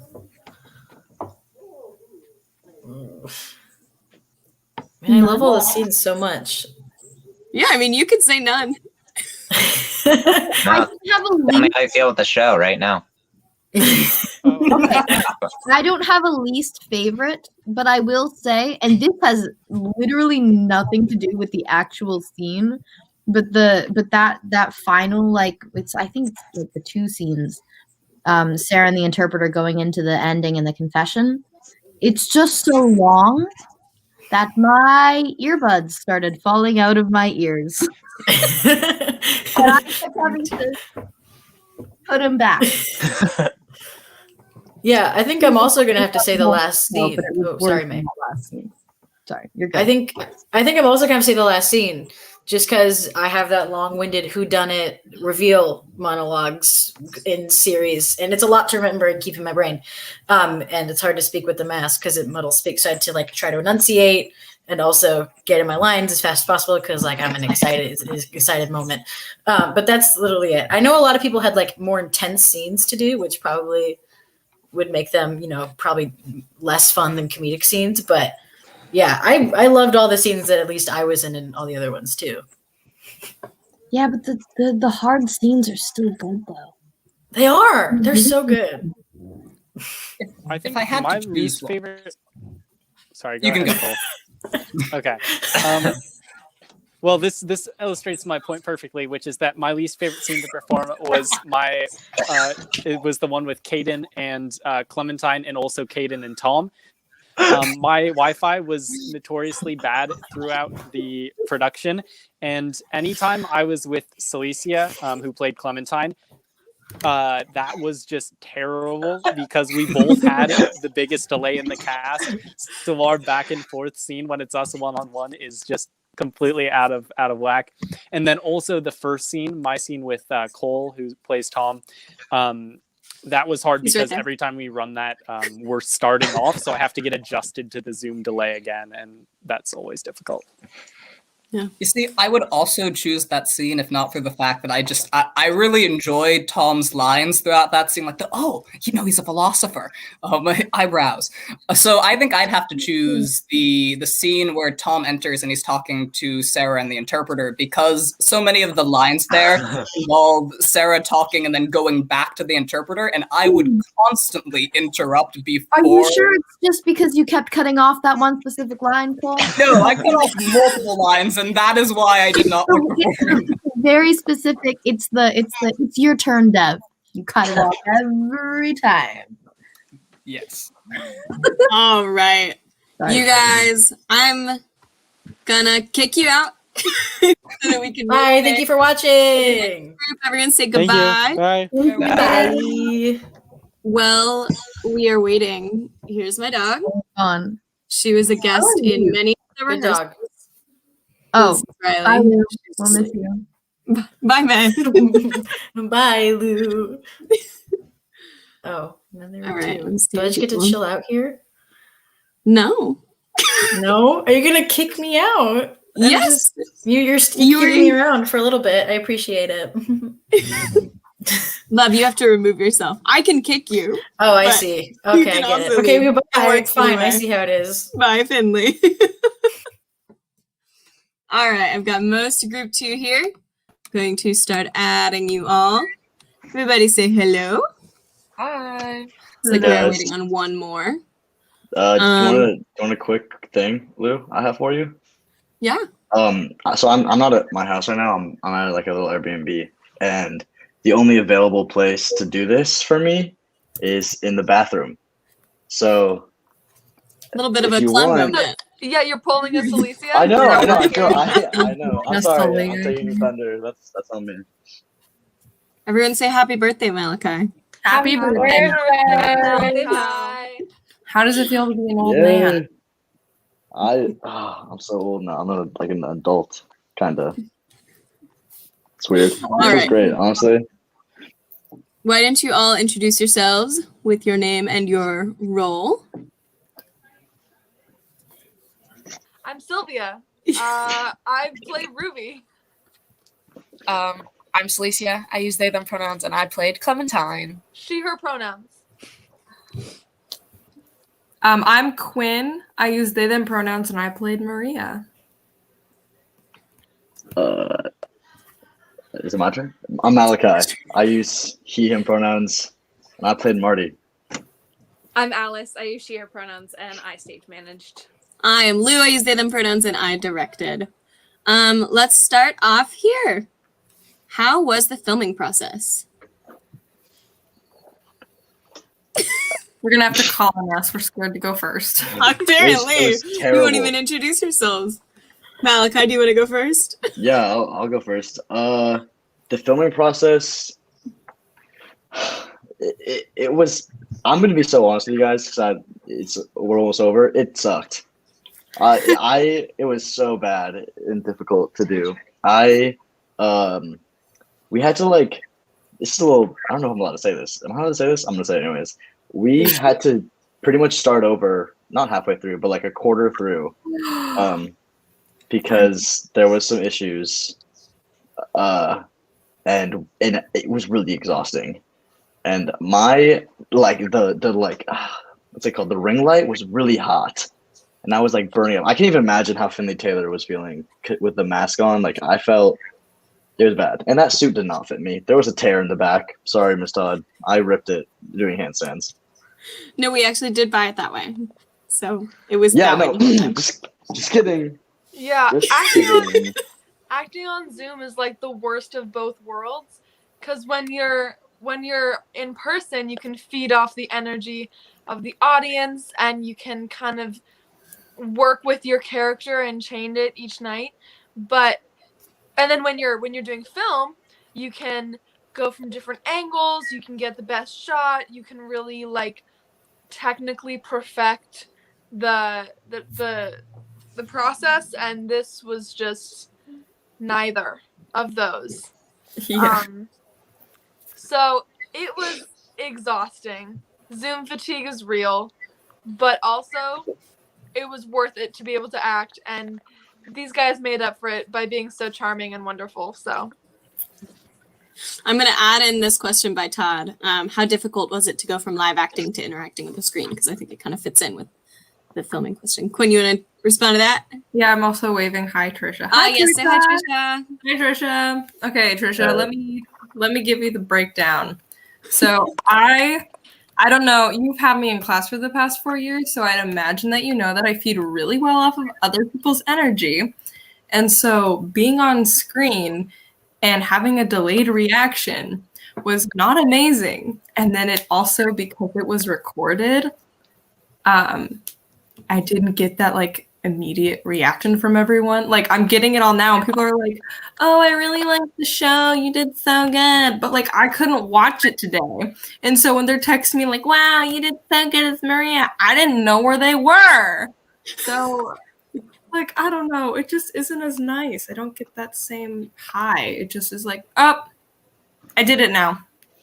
Oh, and I also didn't have Wi-Fi at my house during filming. So I had to film in an undisclosed location. Yeah, that was really interesting to work around to try to figure out where Quinn could film. those We worked it dang, out. the dang power outages just really I know. decided I know. to We mess us. that was like the most stressful part of this because I was sitting here like, we've got 2 cast members without Wi-Fi. We're supposed to film at the end of the week and we can't rehearse today. And my Wi-Fi wasn't supposed to be on until Friday, and then it didn't start working until like Monday. So yeah. I mean, I The- gotta go snowboarding, so I was chilling. Like I The uploading process too, getting the videos from each of your computers to our wonderful editor was so the hard frustrating part for you. of the I wasn't entire in process. town, so I was super not helpful, but I know it was super frustrating. Like Eli ended up driving someone's hard drive to our editor. He had Finn to drive Rudis. Finley Green's phone to Finley, Right. have him download it onto his computer, and drive it back to Finley's house. And he got stuck behind a train for like 35 Right. minutes. I was like getting all these texts like stuck behind a train. I'm like, oh no. So Eli was texting while driving? Wow. He was stuck behind a That's train. messed up. That's dangerous, guys. We should be promoting that. we do not condone texting while That's driving. true. Just saying. Don't text and drive. What was Unless your you're stuck favorite behind a scene? train. What was your favorite scene in the show to watch or to perform? Can we also add in the least favorite part because that was Yeah. really interesting when other people were talking about that? Yes. Okay. Yep. Can I? Sylvia, you go ahead. Actually, you go ahead. Okay. My favorite scene was I really liked the ending. The reveal was really fun. And then I also liked the scene with Finley and I because that was the only time we really got any backstory with Ruby. And I was watching the first group go. And Eli was talking about how Ruby is the hardest to write, and I had a really hard time performing her because she is like kind of the Dorothy of the group because everyone just like it's the whole show is about how everyone reacts off of her. She doesn't actually have any reactions. She goes and talks to people and brings out reactions in them. So it was very challenging to just kind of like the whole show, she didn't know what was going on. Everyone else had an idea. She had no idea. She was kind of just floating through it, feeling really sad. And that scene was when Ruby finally got to have her moment and like be someone. So that was fun. And then I really just love it when Finley betrays me. Right after that. Finley, not Kaden. Finley Green betrayed me. And my least favorite part was the suicide scene with Marty because Ruby has 2 lines during this entire like don't kill yourself. And so I just felt so helpless the entire time every time we did that because I wanted to like say something, but I had to wait 2 more pages to get my line in.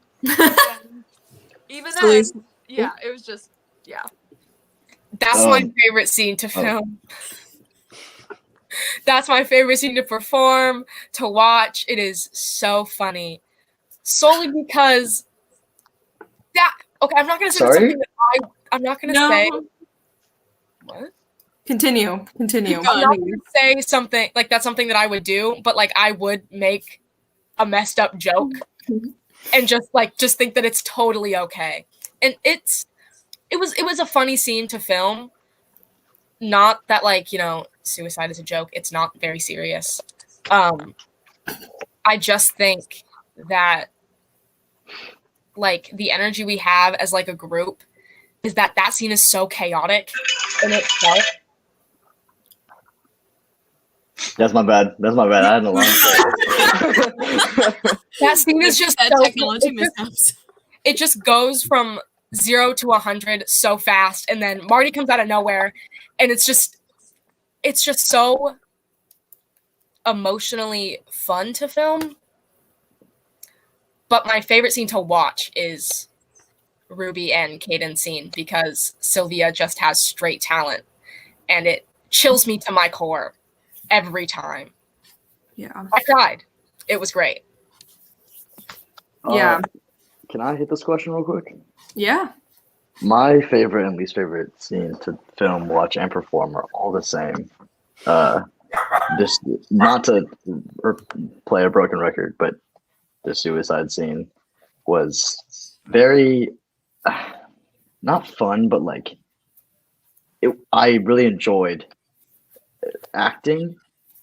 I guess I don't know. It was doing that monologue was like one of the hardest things I've done in a while. I think, especially because quarantine. But like, it's just really it's hard to pretend to want to kill yourself and then have your best friend tell you to kill yourself. So it's really a hard scene to do, and it was hard, and it took me a while to really like fully go into that monologue. Yeah, love you too. Don't want you to die. But yeah, it was really hard. It was really, really hard to do, and it was my least favorite scene to perform for sure because it was just like emotionally draining and difficult and just like painful, honestly, to like do that. But then it was also my favorite because like that was a fun monologue. You know what I mean? Like I'm the universe, but like with an extra word in there, like that was fun to do. And also disclaimer, Miss Todd, Eli did not write the F word for me. I added that every single time, and he didn't notice it until the show aired. Well, he noticed it. He noticed. Well, he didn't. No one said anything about we it. all collectively decided to ignore it. So I was like, I guess it's good. But yeah, that was hard to do. Alice or Quinn, do you guys have a response to this? I do. I really like the scenes with Sarah and the interpreter. I always think they're so interesting because like Sarah is such like an elusive character. Like we never learn that much about her except for what's in those scenes. And I think May did a really good job. And I was always really transfixed by them. Also because like that was always when I had like a big chunk of off time. And so it was always nice to watch because I was always entertained. And then also the Sylvia and the Caden scenes, those always, or the Ruby and the Caden scenes, Sylvia and Finley. Yeah, I'm a big fan. I also love my monologue in that second scene. It always makes me laugh. I crack myself up. I think I am the funniest person ever, but that is neither here nor there. Well, we all gotta, think things. I don't love my monologue. That's okay. That's okay. It's well written. Does everyone Eli, have don't a worry. monologue? I think everyone has a monologue. I'm so proud of all of us. Look at all of us. Do we? Yes. Yeah. Yeah, we all do. That's Yeah. crazy, man. Alice, do you have a response? I'm not. You don't gonna- have a monologue. I do not have a monologue. Punk. I am not gonna. I don't have an answer for my least favorite scene. I like them all, but the Sylvia Finley Green actors' names scene is Ruby's line like "Don't leave, don't leave, don't leave." I always cry Oh my god. every single time. And Bro, I she's laugh just at so that one. I'm sorry. talented. and it's just so good, and I love it. And it's very sad and makes me sad, but also very good. Okay, is it messed up that I think that scene is so funny? Yes. Like every time. Maybe It's Have like you it's considered it's her? like laughing at a funeral, which I've it done is like before. laughing at a funeral, which I have Yeah. also done before. I absolutely laugh Uh, at funerals, and it's because I am just very uncomfortable with feelings. No, I just think it's funny. Like honestly, I just think that it's like I think the reactions are really good and it makes me laugh. But Oh, it's okay. sad. Okay. Moving into another question, specifically for Celicia, what was the process of developing into your character, and how do you relate to Clem? How do I put this in appropriate wording? I relate to Clem on a lot of levels because we are both not very positive or nice people a majority of the time. I'm nice to a select few, and rarely am I nice to them all of the time. But it was pretty. It was kind of easy to channel just Clementine's aura because she's very much just like has a god complex, but also desperately craves everyone's like validation, but doesn't want to act like that. So she just acts like she's just like the baddest thing ever. But on top of that, she's also deeply in love with Ruby. And Ruby does not care. I mean, and you're deeply in love with Sylvia, so that is the true statement. Yeah. Aren't we all? And Who isn't deeply in love with Sylvia? No one. No one. I mean, okay, yeah. Okay. I love you too, Malachi. Love It you, looks like Sylvia. we've We'll talk about lost this later. Celicia for a moment. There we go. What You've happened? returned. You frozen for a minute. Malachi, what themes or characters did you draw from for this character? Oh my god. Everyone can Memes feel free to or answer that too. characters? So God, that's so hard. I mean, I tried to draw from like a lot of different things because Marty is a very like he's a decently complex character in the fact that he's quite opposite ended, and duality is very beautiful. Thanks, Eli. But for characters, I mean, honestly, for the beginning of the show, I really tried to draw off as much of myself as I could, because it made me like in a good mood, like getting to play this like bubbly kind of bimbo vibe, like kind of just like dumb but like smart, like kid, right? And it like felt like childish in a sense. And actually during auditions, I did a monologue and it was like, can you do that again, but like you're a 5-year-old, and it really opened up a whole different thing for me. But okay, this might sound out of blue field, but Jim Carrey, a lot, like his kind of character acting, like the way he does.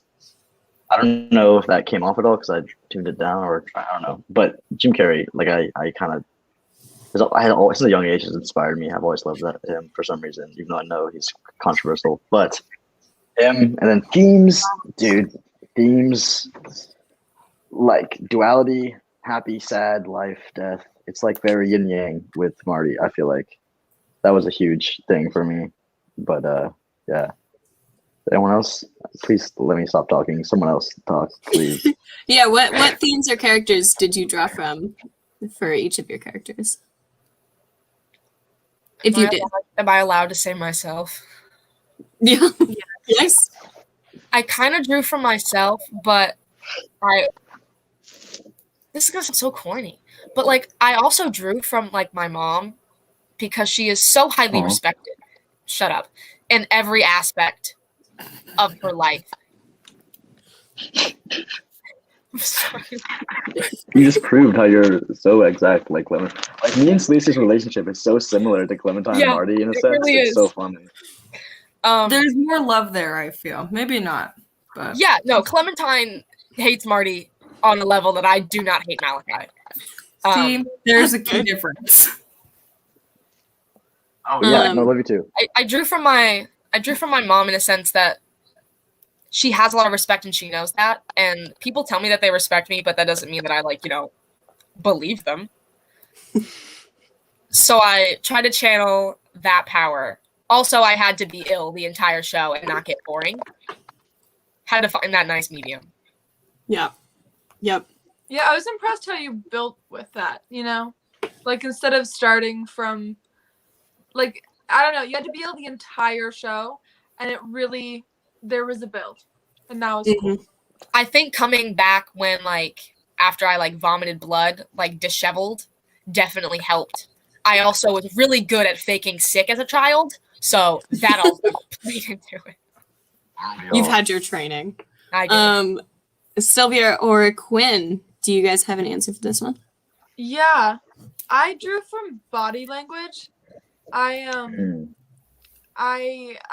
like doing character walks to help. They always make me look really stupid, but I do find that when I get that physicality in, it really helps the character click. And that was really hard actually transferring to Zoom because I did a character walk and I was like, oh, okay. I know how well I got Ruby. We got it. And then I sat down at rehearsal the next day and I was like, oh, I do not got it. There's only this much of my body. So, but I focused a lot on my collarbones in my brain. Right. I don't think anyone could see my collarbones, but that's where my brain was. And then that kind of helped my physicality with Ruby. And then I drew, okay, I don't know how to explain this. I drew from every character storybook person who thinks they're the main character, but they're not the main character. So me in real life. Yeah. I drew from Malachi, Exactly. basically, if you couldn't tell. Cause I think deep down, Ruby thinks she's the main character, and she's just not at all. So that's where I got it. Gotcha. Quinn, do you have something? Yeah, I'm gonna try and explain this, but I'm gonna get a little confused. Okay, so I was not typecasted, at all. If you've ever interacted with me in real life, I am not like Maria, except that I am a little bit of a thembo, but not quite to Maria level of bimbo. Thembo, that's genius. I know. I'm so smart. Okay, thembo, yeah. But during auditions, Lou was like, channel Alexis Rose.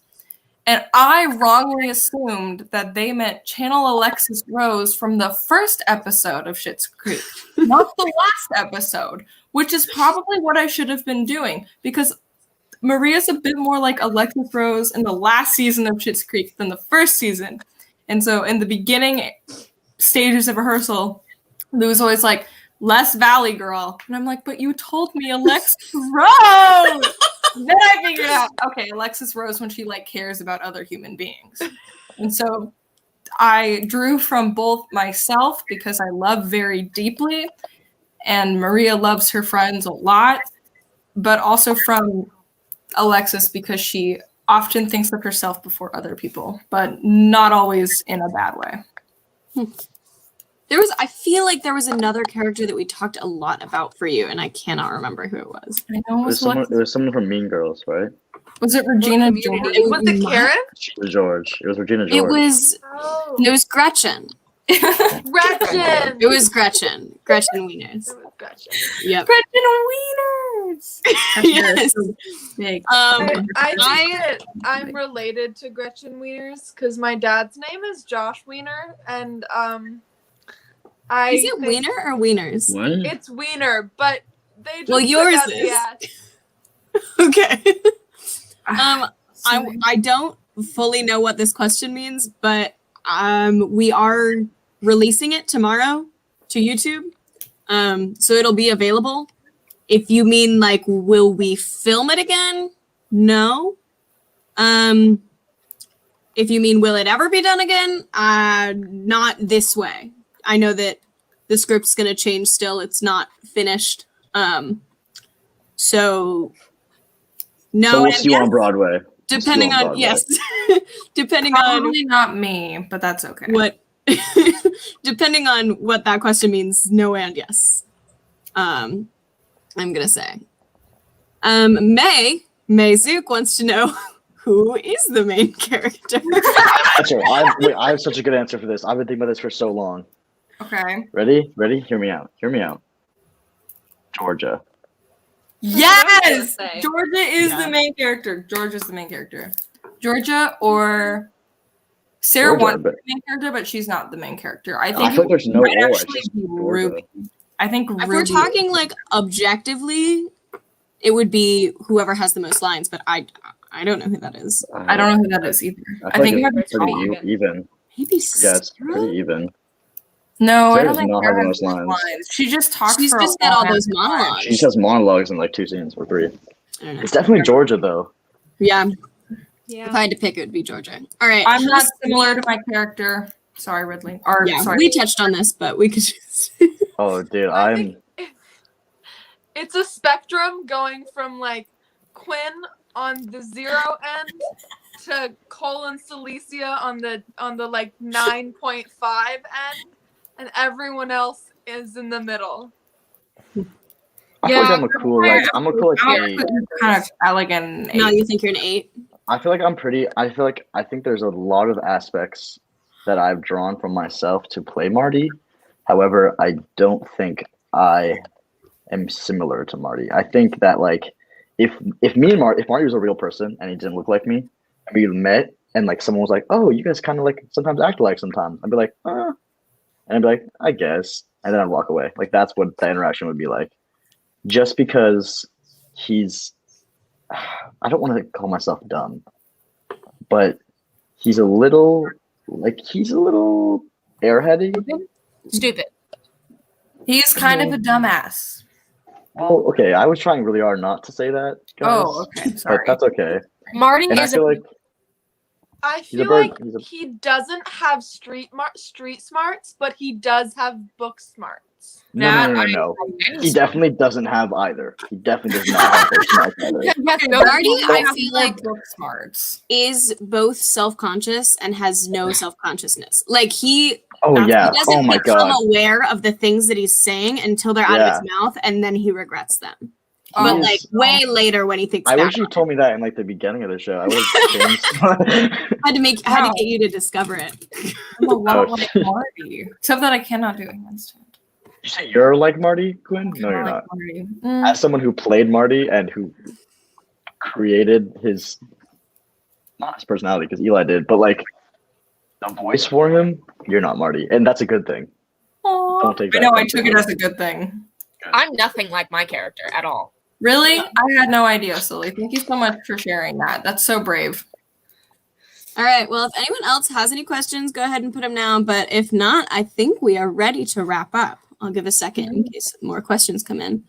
How do you all feel about our final product? Sad. Oh, I like the final product. I honestly didn't like it. Was not proud of it. No, I didn't enjoy the process. I thought you were gonna say, I'm like, how do you feel about like it ending? And then I answered you finished the question. Final product, solid, amazing, loved it. Chef's kiss. It It ended. was so hard to watch for me. Not because it wasn't good; it was really good. But I've seen it a million times because I've done it over and over and over and over again. It was like almost like I was like, okay, this is like a dream that I've had 20 times in a row, and I'm kind of done. Mm-hmm. But it was really cool to see it all wrap up, and like I was so curious to be like, how is this gonna work? How is this Finn mysterious man gonna make all of these different videos be one video? And then it happened, and I was like, okay, that's sick. But it was Yeah. so different with the sound. I mean, okay, I'm gonna expose myself here and be a little bit honest. I didn't actually realize that there were fireworks going off in my scene with Kaden. Like I said the line, the protesters There are said fireworks. fireworks. They're beautiful. But I kind of just thought like There's silent fireworks. yeah, I just thought there was like something pretty going on outside. And it was like more like a representation of her island. And then Quinn was like, "Oh, it's fine."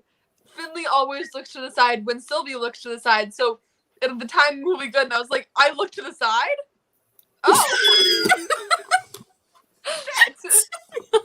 And then you guys put the fireworks in there, and I realized what was going on. Yes. That's good. The sound after we did it, I heard that for the first time today because I didn't get to watch it yesterday. Oh my! It made me so happy. Like when it was like we did it, and it was like all this sound, and then it was like slowly like, and I was like, oh, that was so. That was cool. amazing. It gets so like very talented. Everyone say thank you, Finn. Thank you, Finn. Finn. Thank you, Finn. Oh, it's almost thanks, like Finn. magical realism when everything goes quiet, though. That's the one point Yeah. where it's like, oh, maybe this isn't totally realistic fiction. Yeah, You that's know? one thing that we really debated about was whether we should have the protest noise come back, because it's not realistic to have this whole big protest suddenly just like go silent because Stop, something yeah. happened. But it was I like so that. distracting to have the noise underneath the scene after we did it, and so we ended up cutting it. And I'm really happy about Bye, that. Sully. Oh, bye, Sully. We love you. Unfortunate. Maybe they'll return to us. We've got one more question. What was your biggest fear going into this production? I was so afraid that I was gonna be so disappointed with the product. Like, I've never really seen a Zoom show. I've never really done a Zoom show. And I hate watching myself act. Like, so much. I eek. Like, Trisha would always have us be like, record yourself acting because you're the harshest critic. I would avoid it unless I absolutely had to because I didn't want to watch myself. And then I had to watch myself with my family. And I did it, and I didn't absolutely hate it. And so maybe I'm better than I think I am. Yeah. My biggest fear was not actually about the production. It was about coming back to this repeating thing I keep on saying it, but the suicide scene was definitely my biggest fear because it was just hard, like emotionally, to do that nonstop. And there was some times like the day that we like first worked on it, and like the first time we blocked it, it was just I had to do it multiple times. And Lou said I didn't have to if I didn't want to, but like in my actor brain, I was like, I need to practice this or it won't be good. I had to just keep on doing it, and each time it was more of my like happiness was just like slowly fading away. But it did help me like learn to not merge myself to my character too much. Because that was scary. It was really Good scary. on you. I still haven't learned how to do that. Yeah. My biggest fear was so I was working on another production until last week. So I was performing in this show at the same time that we were filming, and it was like tech week for my show right when I was supposed to be off book, and it was You're allowed to drop the name if you want to. Impulse 14. We might come back. We're OCT. Go check it out. It was really fun, but I was like totally freaking out because I had like signed a contract, but also didn't want to disappoint Lou and Eli. So I was just like, I don't know what to do. I know, maybe we should have made y'all sign contracts. Yeah, well, I don't know what would happen if I signed 2 contracts and then I couldn't uphold them both. I guess I'm under 18, so I could just. Ooh, cannot relate to that. You know who's not under 18 anymore? Malachi! Yeah. Hey! Yeah, I was just scared that I was gonna like fall apart or that I would not know my lines, which didn't happen. No, not at all. Yeah. Alice, did you have any big fears going into this? Well, I am the stage manager, and there was no stage. So that was kind of a Period. kind of a little bit taking away my job. So I had to figure out how I could actually, be helpful, have a job, but also like figure out how to do what I needed to in this setting. And it was really interesting, and I had a lot of fun. And it was a really cool process, I think. But it was very strange because so much of my normal job is physical and dealing with actors and dealing with crew in our space. And there was just none of that. And I did a lot of costuming, lighting, props, all that kind of stuff, tech stuff still. Alice was just a like tech god, like stage manager tech god. But you know, that looked very different online, so I was nervous going into it about like, am I actually gonna be of any help, because my stage is gone. What do The I answer do? is yes. What do I Yes, manage? very And much. I felt like I helped, so that's cool. Yes. I definitely had like a lot of fear going into this. Not fear, like anxiety. And when I act, I get this like really intense imposter syndrome, and I kept telling myself like, you can't have that here. You are in charge. You set the tone. Like if you don't believe in yourself, your cast won't. And so I like had to every day tell myself like, you know what you're doing, and even if you don't, you do. Like just you know it. And so I think my biggest fear was not being able to do this. Like there was a lot of questions that I had that were unanswered at the beginning of this. Like I didn't even know if we were going to do it live or stream it the way that we did. Like there were so many unanswered questions, and anyone that knows me knows that I do not like things that have no answer or plans that have no end. And I'm really proud of the way this turned out and the way that everyone worked through all of the difficulties of doing theater over Zoom. You And were ultimately, amazing. yes, this is true. Ultimately, my anxieties were unnecessary, as most We would are. give you flowers, but Yeah, see, well, that COVID flowers. COVID flowers. COVID flowers. imaginary.